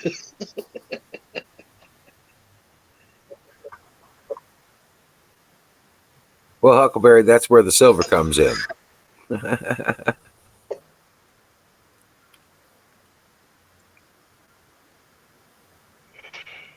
Here we go. Sorry, just took a little while to propagate here. And Huckleberry, Huckleberry, also, haven't you heard our conversations in the last few days? They're coming to find out that it's probably a zinc deficiency. As far as that's something in common with all the victims. They had low or low zinc or that, but that's common with a lot of like respiratory stuff. Like asthmatics will have naturally low in zinc, so that's part of they take zinc supplements. Correct. To all of that. Also, if you're taking certain sort of medications, it bleaches all the zinc and magnesium out of your body. That's why they say eat bananas on certain things. There's potassium, magnesium, and zinc in it. Very high in that. So all those sort of things that just got to be offset. But yeah, if you're running around eating too much fast food, drink too much, all that sort of stuff, take some zinc supplements, or eat a shitload of silver beet, Swiss chard, any of those leafy greens, and that got a shitload of zinc in them. Bok choy, pak choy, right. All those ones. Is spinach good in zinc? I'm not sure on spinach. I know Chromium. but they taste like shit.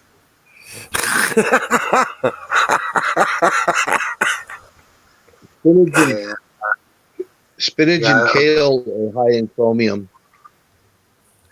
Yeah, that's another thing and why manganese, you don't kale, and that because it's one of the few things that holds chrome, and that's something you don't want in your diet. It's heavy metal. Too much chrome will make you sick. It's worse than aluminium for bringing on Alzheimer's. But yeah. Jack ain't reading chat. Chromium actually helps me to keep my blood sugar down. So I'm going through and catching up. So right there, Colonel. Okay, Colonel Shaw. Finish that often. Occasionally I'll put on pizza.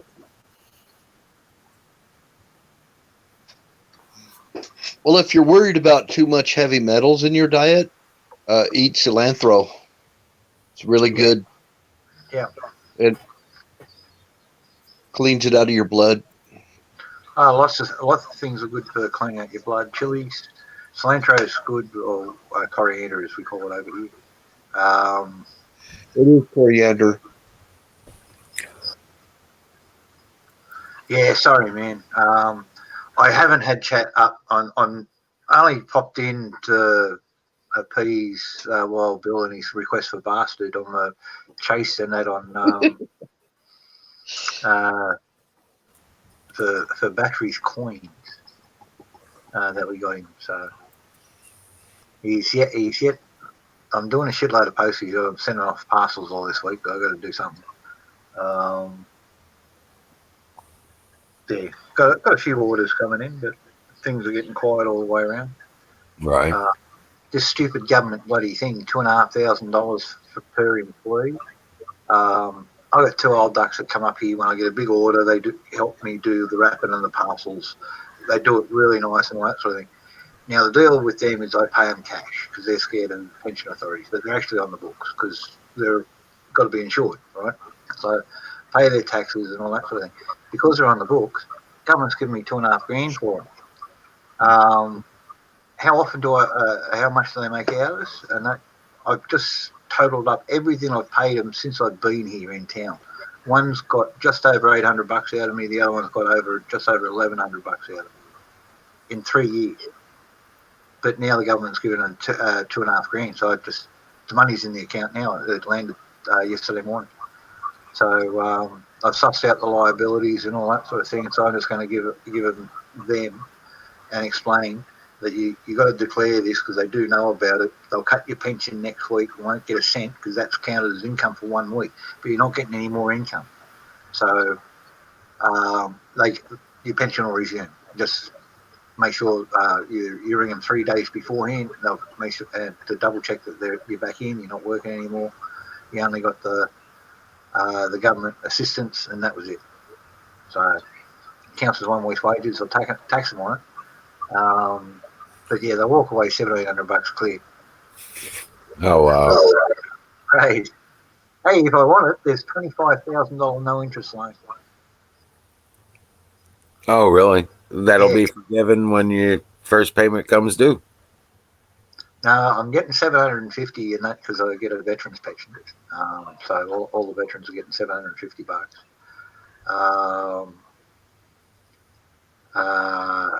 I'm self-employed, so there's cash grants up to 10 grand. I'm not asking for them.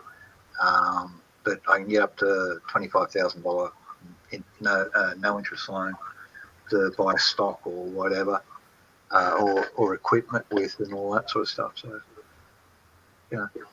Well, here they're talking about if you use it for paying your employees or for your standard business costs, CODB stuff, that those loans will be forgiven when the first payment comes due. Yeah, we got something similar happening here. It's the up to 5 and 10 grand grants they call them. Right. It's not a loan. It's a grant. Excuse me. I've got chickens or something banging on the back door. Nothing changes. Yeah. Good night, Bill. We'll talk to you later. Yeah. Dream well, Patriot.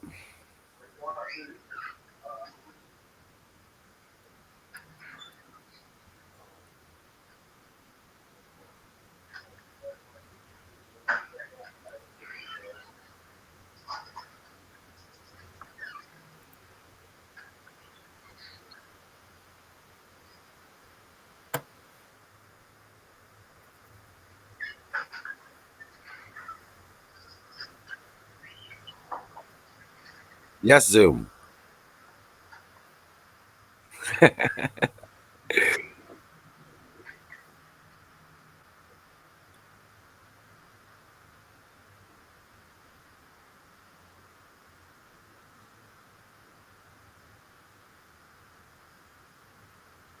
What were you? Were you wanting to ask something?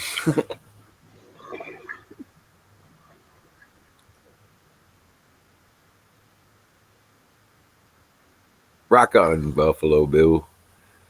Have a good one, buddy. Dream well. See you tomorrow.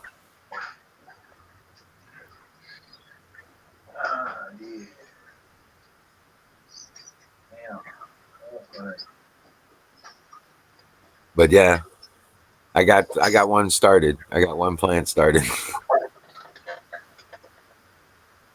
And it looks like it's taken pretty good. So No dramas there, Bill. A sausage gravy biscuit plant.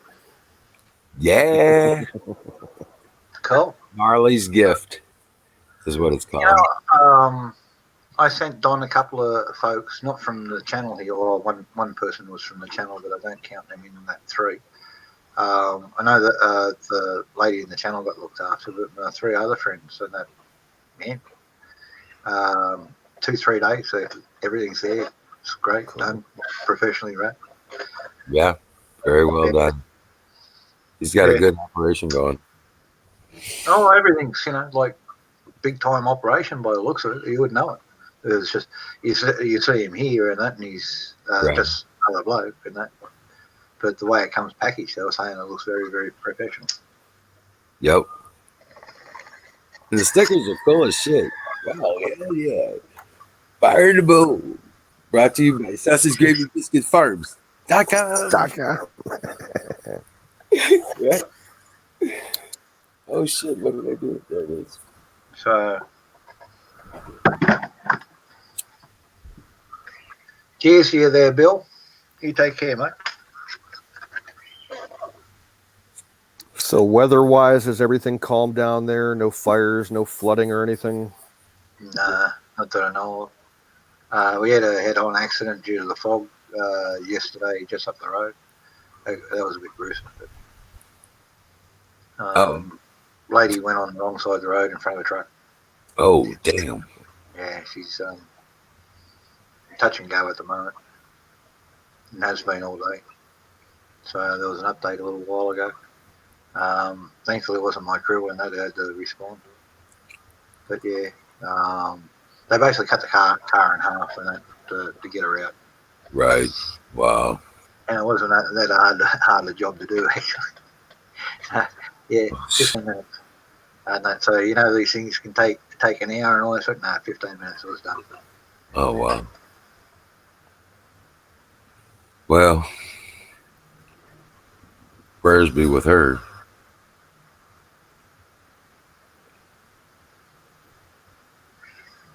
Hey, if you something I found, because there's shitload out in the bush, if you get bit by a tick and that, sip vinegar and that, get about a quarter of a cup into you every day for the next couple of days after the tick bite. Bonds on it's really makes a difference. I've been bitten by ticks quite enough times to know there's a big difference if you use vinegar. It's not pleasant, but like quarter cup over a full day, a little bit here and that, then wash your mouth out afterwards, but just get it in you. White vinegar or cider vinegar? I've always done the apple cider vinegar and that because it's good for beating the breath test and that on the chemical test. So it doesn't beat the electronic one. But the old crystals. Mm-hmm. Yeah, apple cider vinegar and that neutral on that too. Yep, that was good.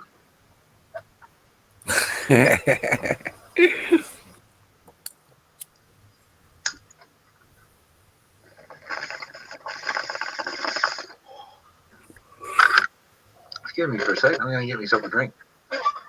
So I stopped work for the day. Had to do another one of these. Oh, wow. Yep. Oh, yeah. There you go. It's not quite finished yet. That's only just sanded and beeswax, and then I've got to trim up in here a little bit more and all that sort of thing. Then fit it. So.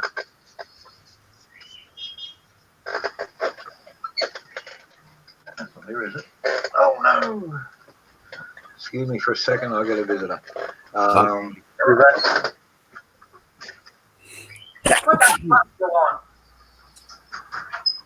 But yeah, it's been all day tilling.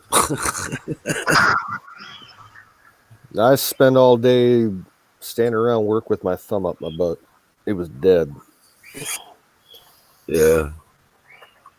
It pretty much every day for the last 5 days, business has gone downhill by about 5%.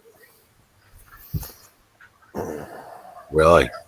Yeah, we grossed only about $1,100 today. or yesterday. Oh wow! For 8 hours, that's not that good. I got another 2 hours, 2 or 3 hours worth of tilling to do. On the local government cleanup guys drives the truck here.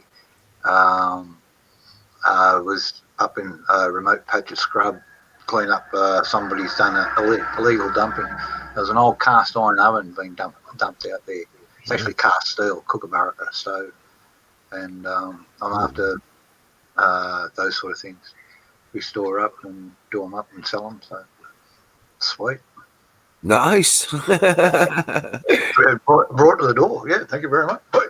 Off here and that. This part, dump it down there.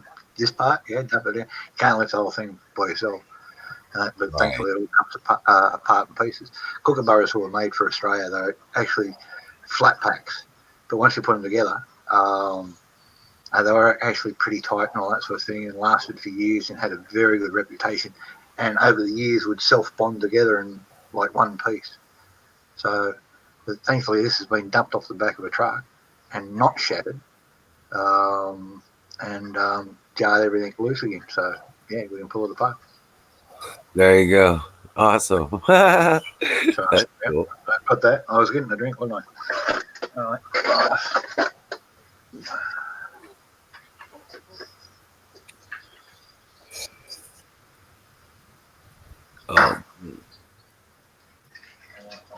I got hit by the thorn right in the forehead, dude. Check it out. Yep, I see it. Oh, it hurts like a bitch.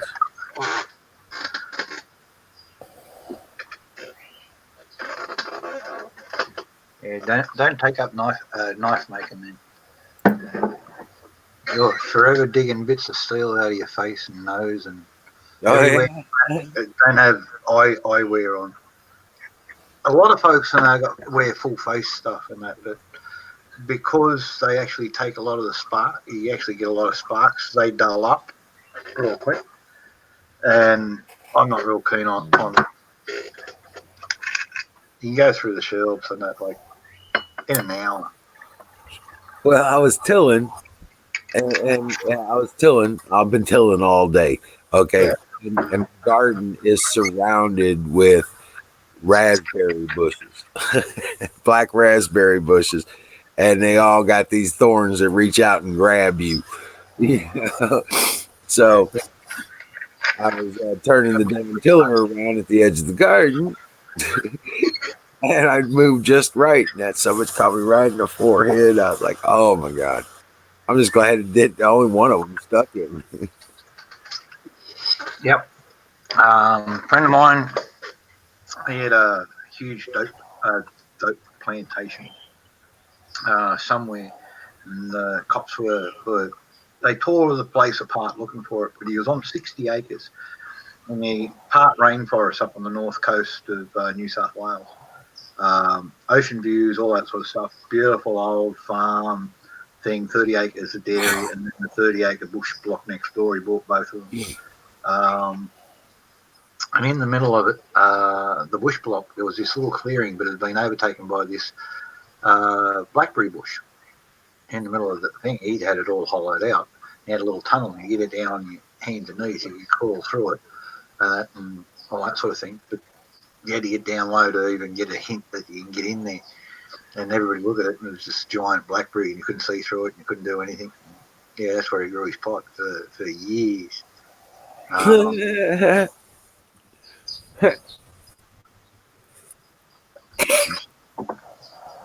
know, reason I knew when I ran the pipe in there for him.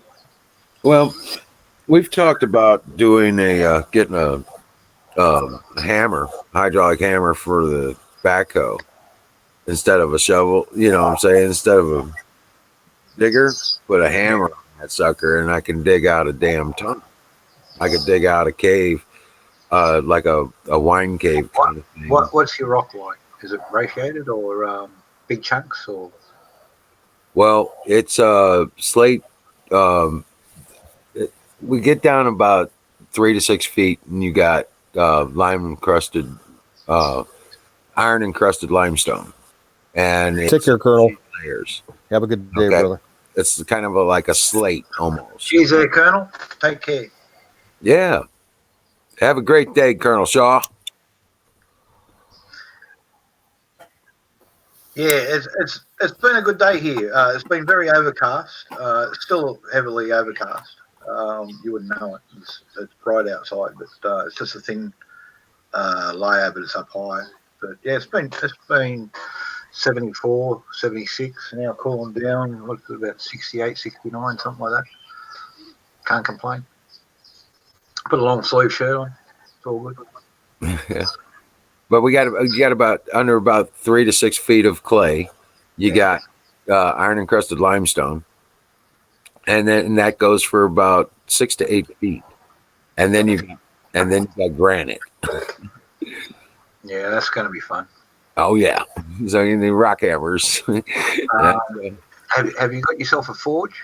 Oh, you know how to make a forge, a little tin can forge. Sure. Right, and that just get yourself some old axles, shafts, and that's 4140 chrome moly steel. Right, yeah, and make your attachments because that should be the right size for the your jackhammer bit that you're talking about. You're going to wear through a shitload of those. Limestone, no worries. Watch your eyes because it breaks off sharp and all that sort of thing. A lot of sharp stuff. Yeah. When you're doing granite, though, you're going to wear the shit out of those bloody tips. When you're doing the limestone, use a chisel tip. No, flat. Right. Down, chisel. Well, I plan to harvest a lot of it as much as possible because they'll break it off in bigger chunks. Yeah, the bigger chunks you get, the more valuable they are. Yeah, I know that, and I plan to use them to line all the cabins exteriors with it because I want to be able to have a fireproof cabins. You know what I'm saying? Now, when you're doing granite, because your limestone, you'll see like a seam in it. Have lines in it. Turn the chisel tip to match the angle of the lines. She'll bust in, and you'll get these nice big flats. You can sell them off as flagstones and that, or stepping stones and that. Exactly. Bring $60, $70 each. Yeah. And just go through that in 4-inch segments or 8-inch segments, however deep you want it, and push it out that way. And just work your way along the seam, get that, and just work back the other way, the whole world. Work your way in, and then go in further. I put myself through about so far. I've put myself through about 40 hours worth of mason and rock chiseling and cutting and stuff like that. Yeah. I'm a Rockall D32 rig in Coolgardie, which is a gold production area. But the mine out there was 3,900 feet down on the platform that I'd work. I only worked there for 3 months, but yeah, that was fun. Just right. Drilling holes and that, and the powder monkeys there. Blowing shit up. I was actually a powder monkey, and that's what they took me on for. But one of the drillers went off, and they had a surplus of monkeys, so I became a driller. Right. Oh wow. So just drilling that and drill the patterns, all that sort of thing. So that's where I learned how to work the seams and all that sort of stuff. Right. Because you get away with a lot of the loose stuff and that with your drill, and that if there's any loose stuff first off, and that because that stuff flies. You don't want stuff flying. So that's when people do get hurt because they ricochet. Yeah. It's loose stuff, and that the other stuff's going to get compounded by itself. But if it's on the outside and it's already loose, get rid of it. But I much prefer black. I figured we get a rock hammer for the backhoe, and I mean it is a 5-ton backhoe. I mean it'll handle it. You know what I'm saying? So 5 ton will do. Yeah. Hey, And look, what I'm going to to be do doing. is picks and shovels and that, and hammers and chisels. So like, if you got a backhoe, you're fucking doing it fucking easy, man. Yeah. So I got a case 580 SE. So it's an old boy. Yeah. It's an old. It's like driving a damn. I tell you what, it's like driving a boulder. Yeah, well, they used to have the front and rear. They had the bucket on the front, and then they had the trans arm backhoe connection on it, and that was rated what 1,200 pound, and that was in the bucket and load was 1,200 pound lift. Wow. But Yeah. direct pressure you could run was 4,000 or 5,000 pounds through the hydraulics on those. Oh wow. They used the 18 series pumps. They were good solid little pumps. That was the little the flat section on the back of the engine and that, and then you had all the hydraulic controls come out of that. Right. Yeah. Yeah, that's the 18 series. The hose I got to replace right now goes to the transmission. The distribution block just over the axle.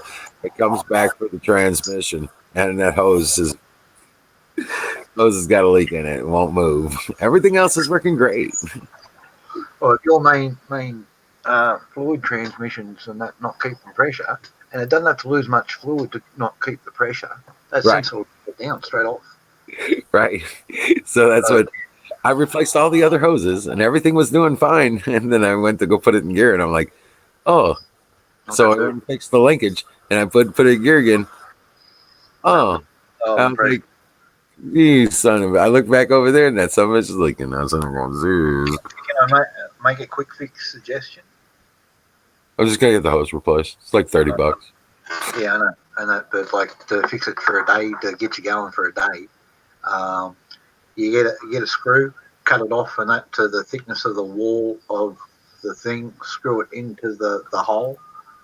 If it's a pin leak, if it's a split near for forget it. They were fucked. If it's a pinhole leak, the screw will fix that, and then you get a pipe clamp. You know, the pipe clamp is a little band that goes in there in the throat, and you thread that down on top of it, hold the screw in on top of it. Just don't trust the thread.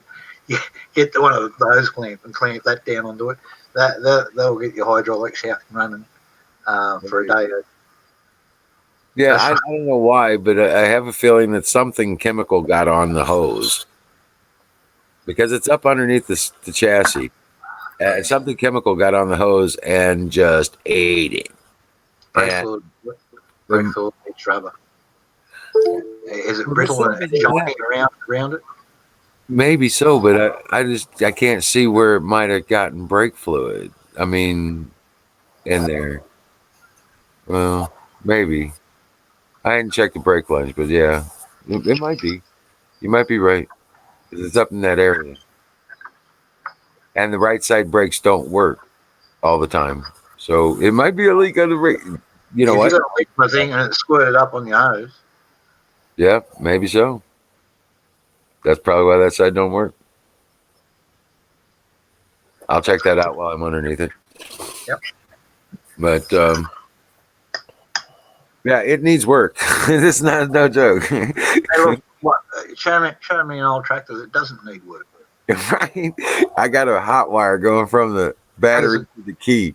So because the did that have the power takeoff shaft on it as well? Yeah. Yeah. All right. Yeah, the SE. Yeah. Yeah. What was the E? Because I only ever seen S's over here.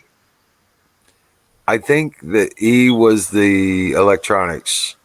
It had the gauges and stuff, and the extra controls for the lights and stuff like that. It had. I think that's what it was. Because I noticed that the ones with the S's didn't have they didn't have like lights and shit like that. They had a basic gauge, and that was it. Yeah. You want to be able to see, like, this is why the folks like New Holland and John Deere are actually struggling over here now. New Holland's ridiculous. You've got to have 2 SIMs in your thing, and if you live so remote you can't connect into the mobile network, then you've got to buy the satellite fucking connection option and have that set up. So that's not cheap. And there was one bloke here, he's not far from me, They actually threatened to void his warranty because he was opening up the hood of the thing, and that they reckon he was had to be doing unlicensed, unauthorised maintenance. He said, "No, I'm just showing my neighbours my new tractor," and they're all a long way away, so they're coming over different times. He says, "I've had 10 blokes over in the last month, and you reckon I'm doing unauthorised service?" He says, "Well, fuck you, and they'll take the tractor back because it's still under initial guarantee and purchase guarantee, and that you're making accusations I'm doing illegal shit. Fucking take your stuff back, and I'll fucking leave it go." And he did. And he did, and they tried to sue him for it, and he won because over here we got guarantees. Right. You know, you're paying 1.4 million Australian dollars for one of these things, right? Yeah, a John Deere harvester, just the harvester, the combine harvester is alone, no implements, no front end or anything like that. It's $950,000 over here. Then you're looking at probably $300,000 for attachments. Maybe 450,000 if you go to one of the big air seeders and that and all that sort of thing, and you go ultra wide, 48 foot wide. So, yeah. So you're talking $1.5 million, and that by the time you get the thing back on the farm and get your first crop in, big investments. I know. They do cover ground. I ran one a couple of seasons back for a bloke. His regular guy broke his leg just right on harvest season.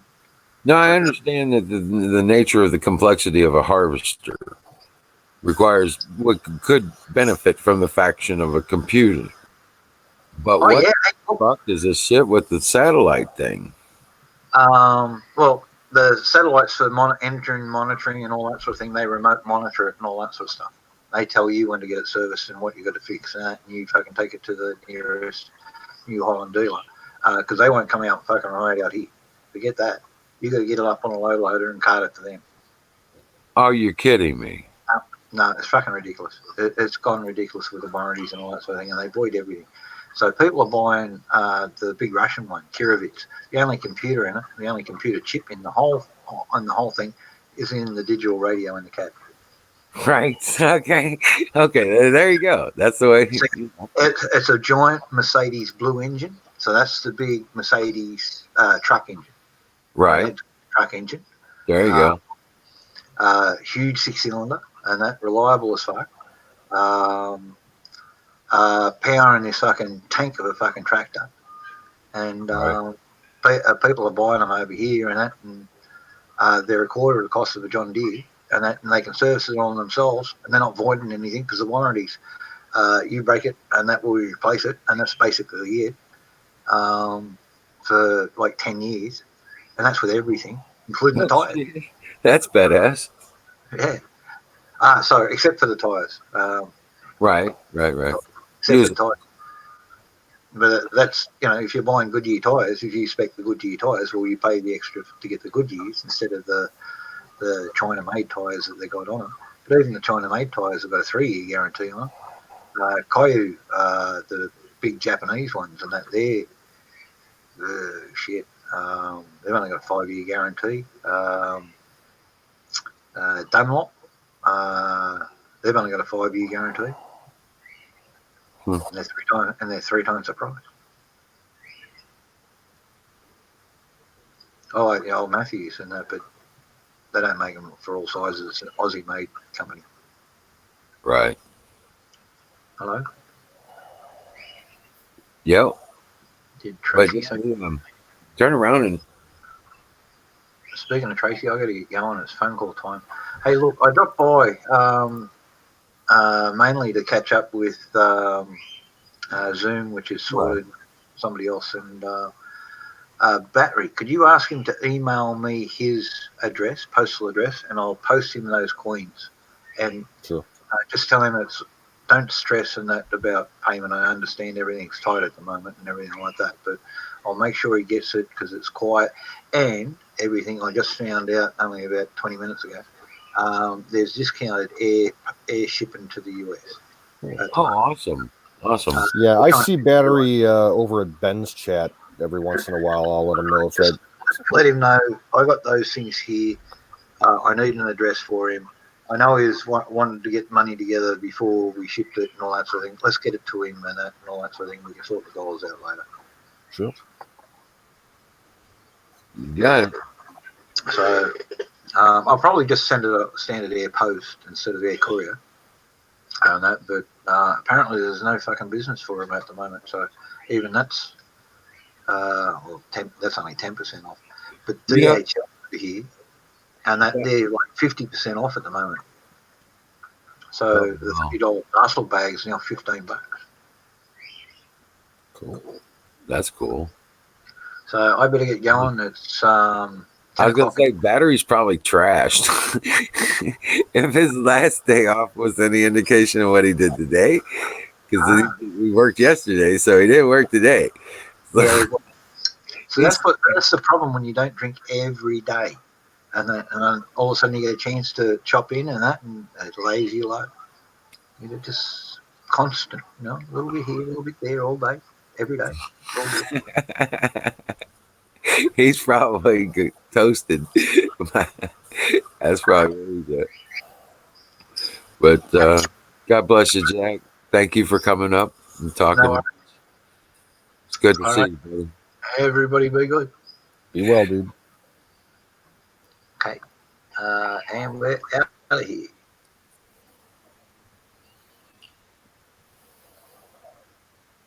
Toblerone. That's a fancy kind of chocolate. I know, man. It's going good, man. Going good. Got a good day's work in. Doesn't seem like the world blew up yet. Doing okay.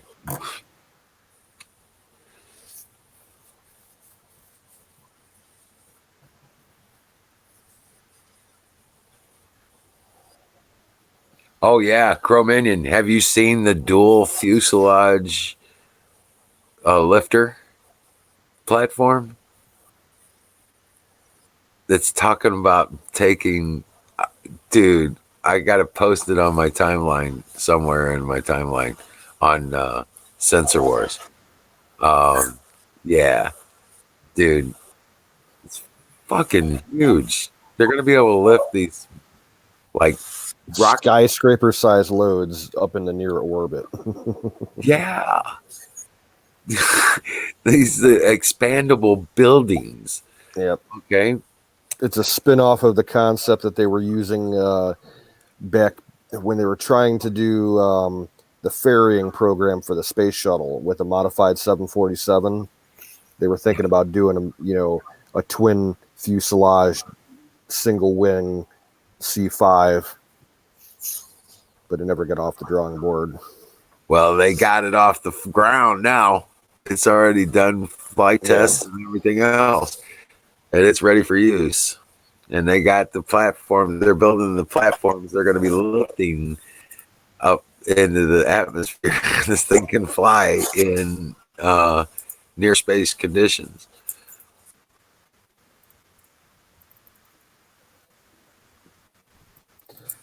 Yeah. He's asking about how the difference in size between a C5 and a C-130. I will show you the size difference. Oh my god!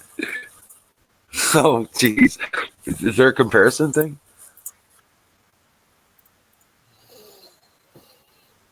That's a C5 eating a C-130.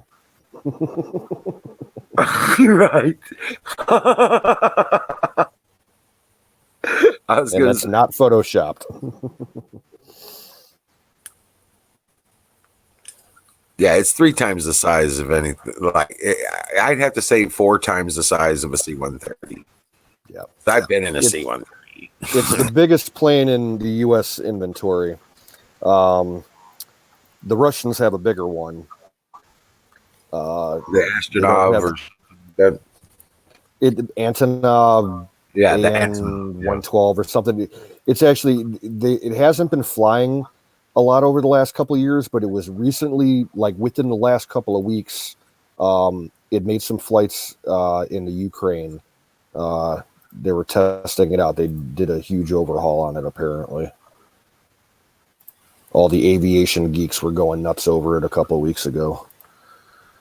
It was actually utilized in the movie 2012. That disaster one with John Cusack. Yeah. I know. I only saw bits and pieces of it. It was actually a really good movie. But the storyline was kind of weak. But as far as the ties and the things and what they did with it, but the technology was cool. You know what I'm saying? The technology, the arcs and the stuff that they did, the utilization. But yeah, the destruction of the wave that hit DC, I thought that was cool. With the aircraft carrier. Yeah, I didn't see that part. Oh, really? I had to watch it, man. It was it was the. Yeah. Well, Bubba, the C5, it was originally designed back in late 60s, early 70s. Heavy airlift transport. The thing can haul 2 M1 Abrams tanks plus support equipment. It can take like 4 Black Hawk helicopters or 2 Chinook helicopters. And if you just use it as a parachute delivery vehicle, you can load something like, I don't know, 400 paratroopers in that thing. It's huge. You more than that. More than 400. Yeah. Yeah. They used to be able to take 4 M60 A3s on there and all the support craft. I mean, I'm talking about the 113s and 577s and oh yeah, all the support companies to go with it. And yeah, basically a whole tank company, and which is usually about 4 tanks. So, yeah. According to Google, it says the C5 routinely carries 73 troops and 36 standard pallets. That sounds a little weak to me. It's able to carry 2 M1 Abrams or 1 Abrams plus 2 M2 Bradleys or 6 Apache helicopters. And it can carry as many as 15 Humvees. Yeah, 15. Yeah.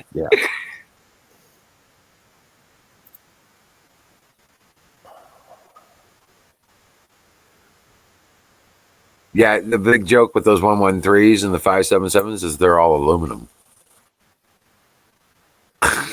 There's not much armor on that. So not to think about it. That's aluminum.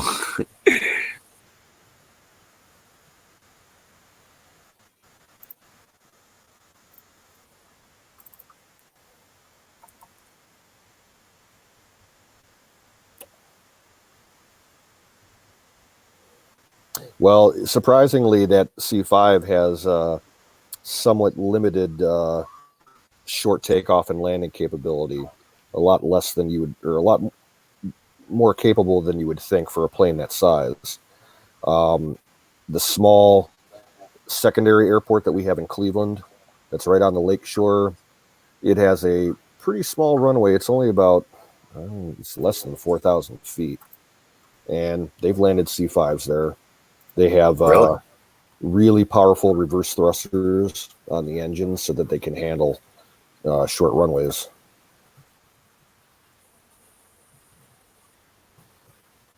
Yeah, but that thing is a monster, man. It is huge.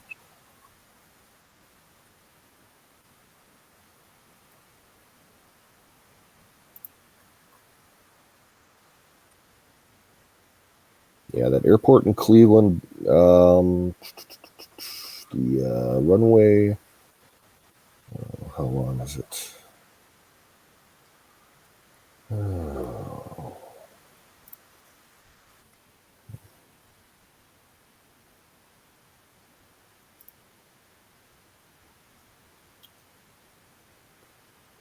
Come on, internet.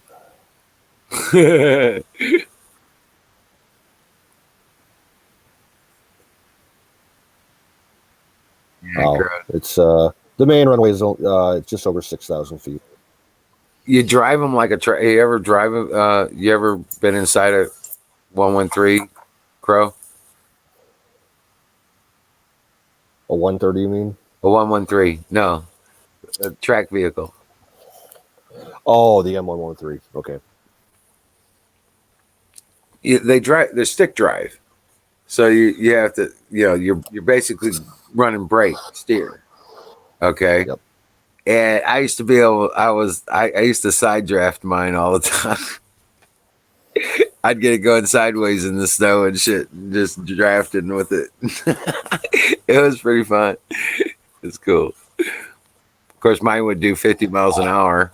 The mechanic was a buddy of mine.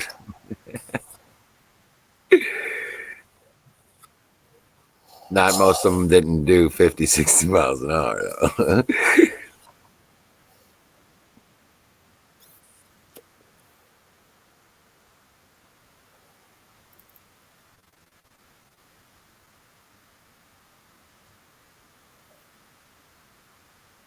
Space Force launched its first satellite from Canaveral just a few days ago. Yep. I'm pretty sure it was a National Reconnaissance Office mission. CIA spy shit. Oh, I'm sure. There's probably a satellite to spy on other satellites or to conglomerate the signals from them. But yeah, Crow, I was asking, have you ever been in a 113 or a 577?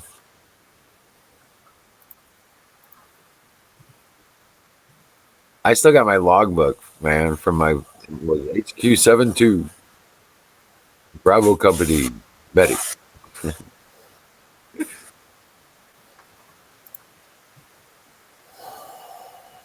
I used to draft it in the snow and stuff like that up in Grafenveer, hitting the ranges out there. I could go pretty quick, and those things don't turn well, so I'd end up drafting it so I could get back into the hit the corner. We have there's a VFW hall in the town just west of me that has a 113 parked outside of it. It's the mortar version of it. Yeah, with the big 88 millimeter mortar in the back. I think it's pretty badass. They are those big ass doors they got on there. It's like a opens it up like a pickup truck kind of deal. Mm-hmm. Yeah, that's pretty badass. I've run the ranges for those guys. So, like I said, as a medic, we always get range duty and stuff because they needed the medic on location in order to operate. Yep. 2-minute warning.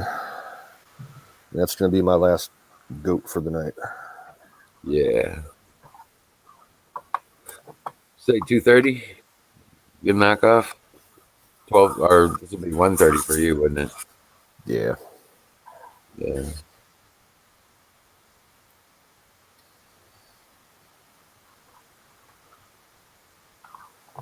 I'm glad Jack stopped in. Yeah, me too. It was good to see him.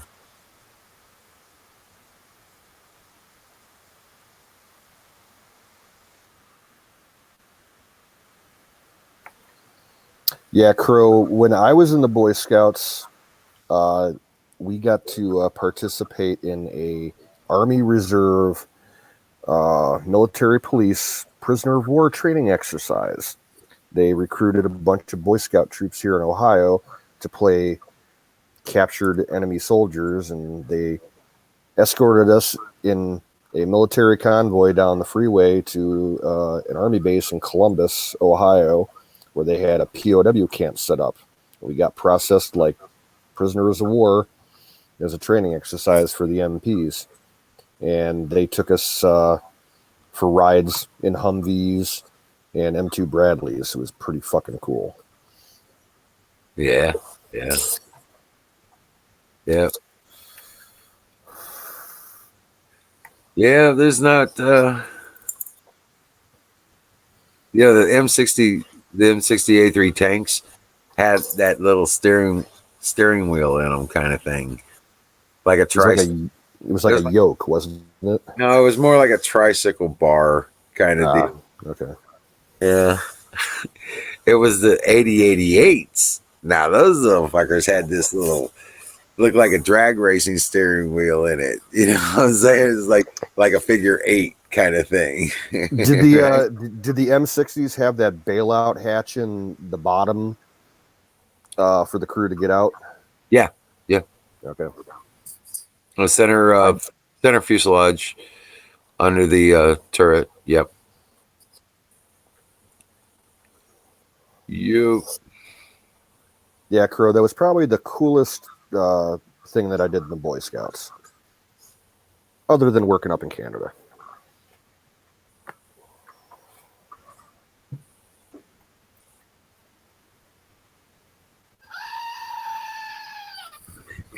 Yes.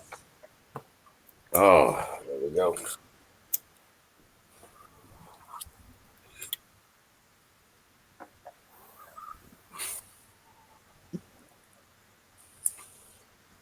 Well, tomorrow I work on tobacco, so I'm gonna have to. And I lost my helper. He had to go home. Yeah, his company says you need to go get tested so you can get back to work. He was coughing, and he's not sick or anything, but I got him taking silver and everything else, so he's good to go. And he he's not sick or anything, but they want him to get tested so he can get back to work. They laid him off because I guess he acted like he had the cold so he could get off work. Right. He says somebody turned him in, is acting like he had the cold or something like that. And they said, well, go get checked and come back. Well, he couldn't get all of his doctor and stuff like that.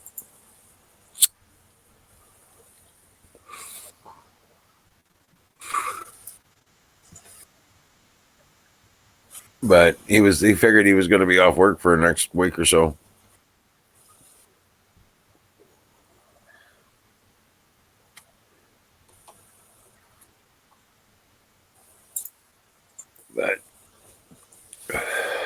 But yeah.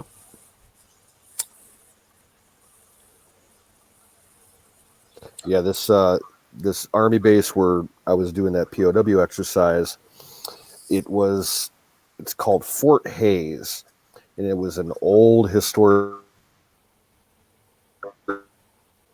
army base, and it's like completely surrounded by freeways and everything. But when you get on base, it's like straight out of the Civil War. All the architecture of the original buildings that are there, like brick barracks and everything, it's like walking back in time. Oh, wow. It was like some of the buildings are all like half fallen apart and dilapidated, didn't have any windows or doors. It's kind of like a ghost town. Wow. Yeah.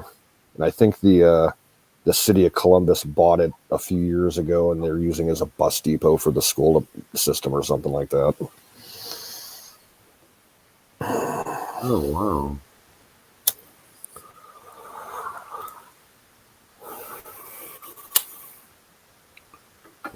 Well, some people join the Boy Scouts, some people join the Army. Hey, man, I tried to get in the Air Force. Right. Yeah, they didn't have anything right away. I was like, I want to be an astronaut. Make me a test pilot dummy. I don't give a fuck. You know what I'm saying? I was like, no, they didn't have anything available. There's nothing that would get me in right away. And at the time, I needed something really pretty quick. Yeah, I wanted to be what Air Force has what they call combat controllers. It's kind of like a Pathfinder thing. Jump out of airplanes and take over enemy airfields and shit. But I wouldn't have been able to pass the physical for all that. Then I thought it would have been cool to work on like one of those C-130 gunship planes with the cannons on them. Blow shit up from the sky with a big howitzer.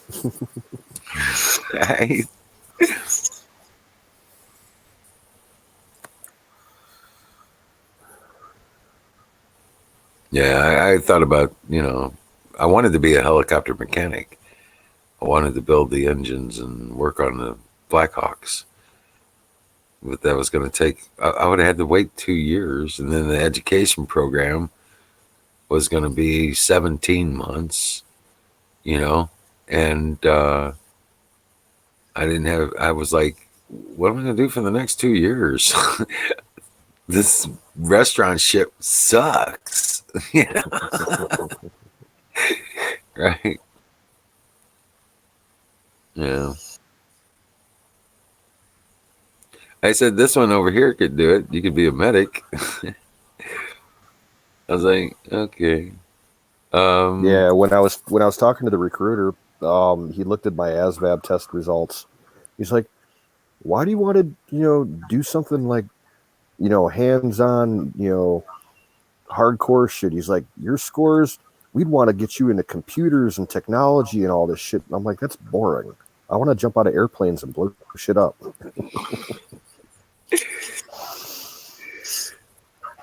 Well, I didn't realize that. I didn't care. I didn't mind. It didn't bother me. But I knew I was going in to be a paramedic, but I didn't know I was going to be this kind of paramedic. Yeah. Not really. And I didn't mind it. I mean, I thought training was cool.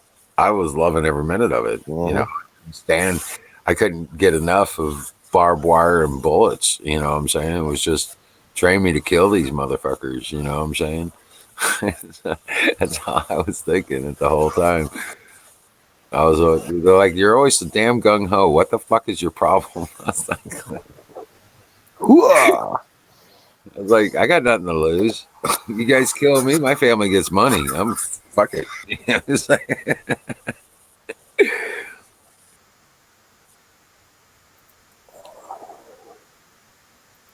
yeah.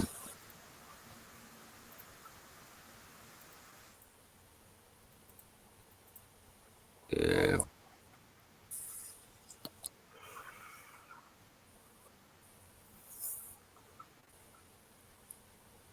But yeah, no shit, man. Thank you, everybody, for coming in and hanging out with us. Remember, it's your show too. So at one point, Crow Minion, you really probably should get a camera and a mic. Come on up and join us in the conversation, man. Well, I think he has a mic. I think he said he doesn't have a cam, but we told him, because he's been around in the group for so long that we could work out a way for him to come up just with his mic if he wanted to. Yeah. I think it'll let him. I mean, so this thing is the platform does get a bit weird about that. You know what I'm saying? Because sometimes it won't let us bring them up unless all the devices are connected. You know what I'm saying?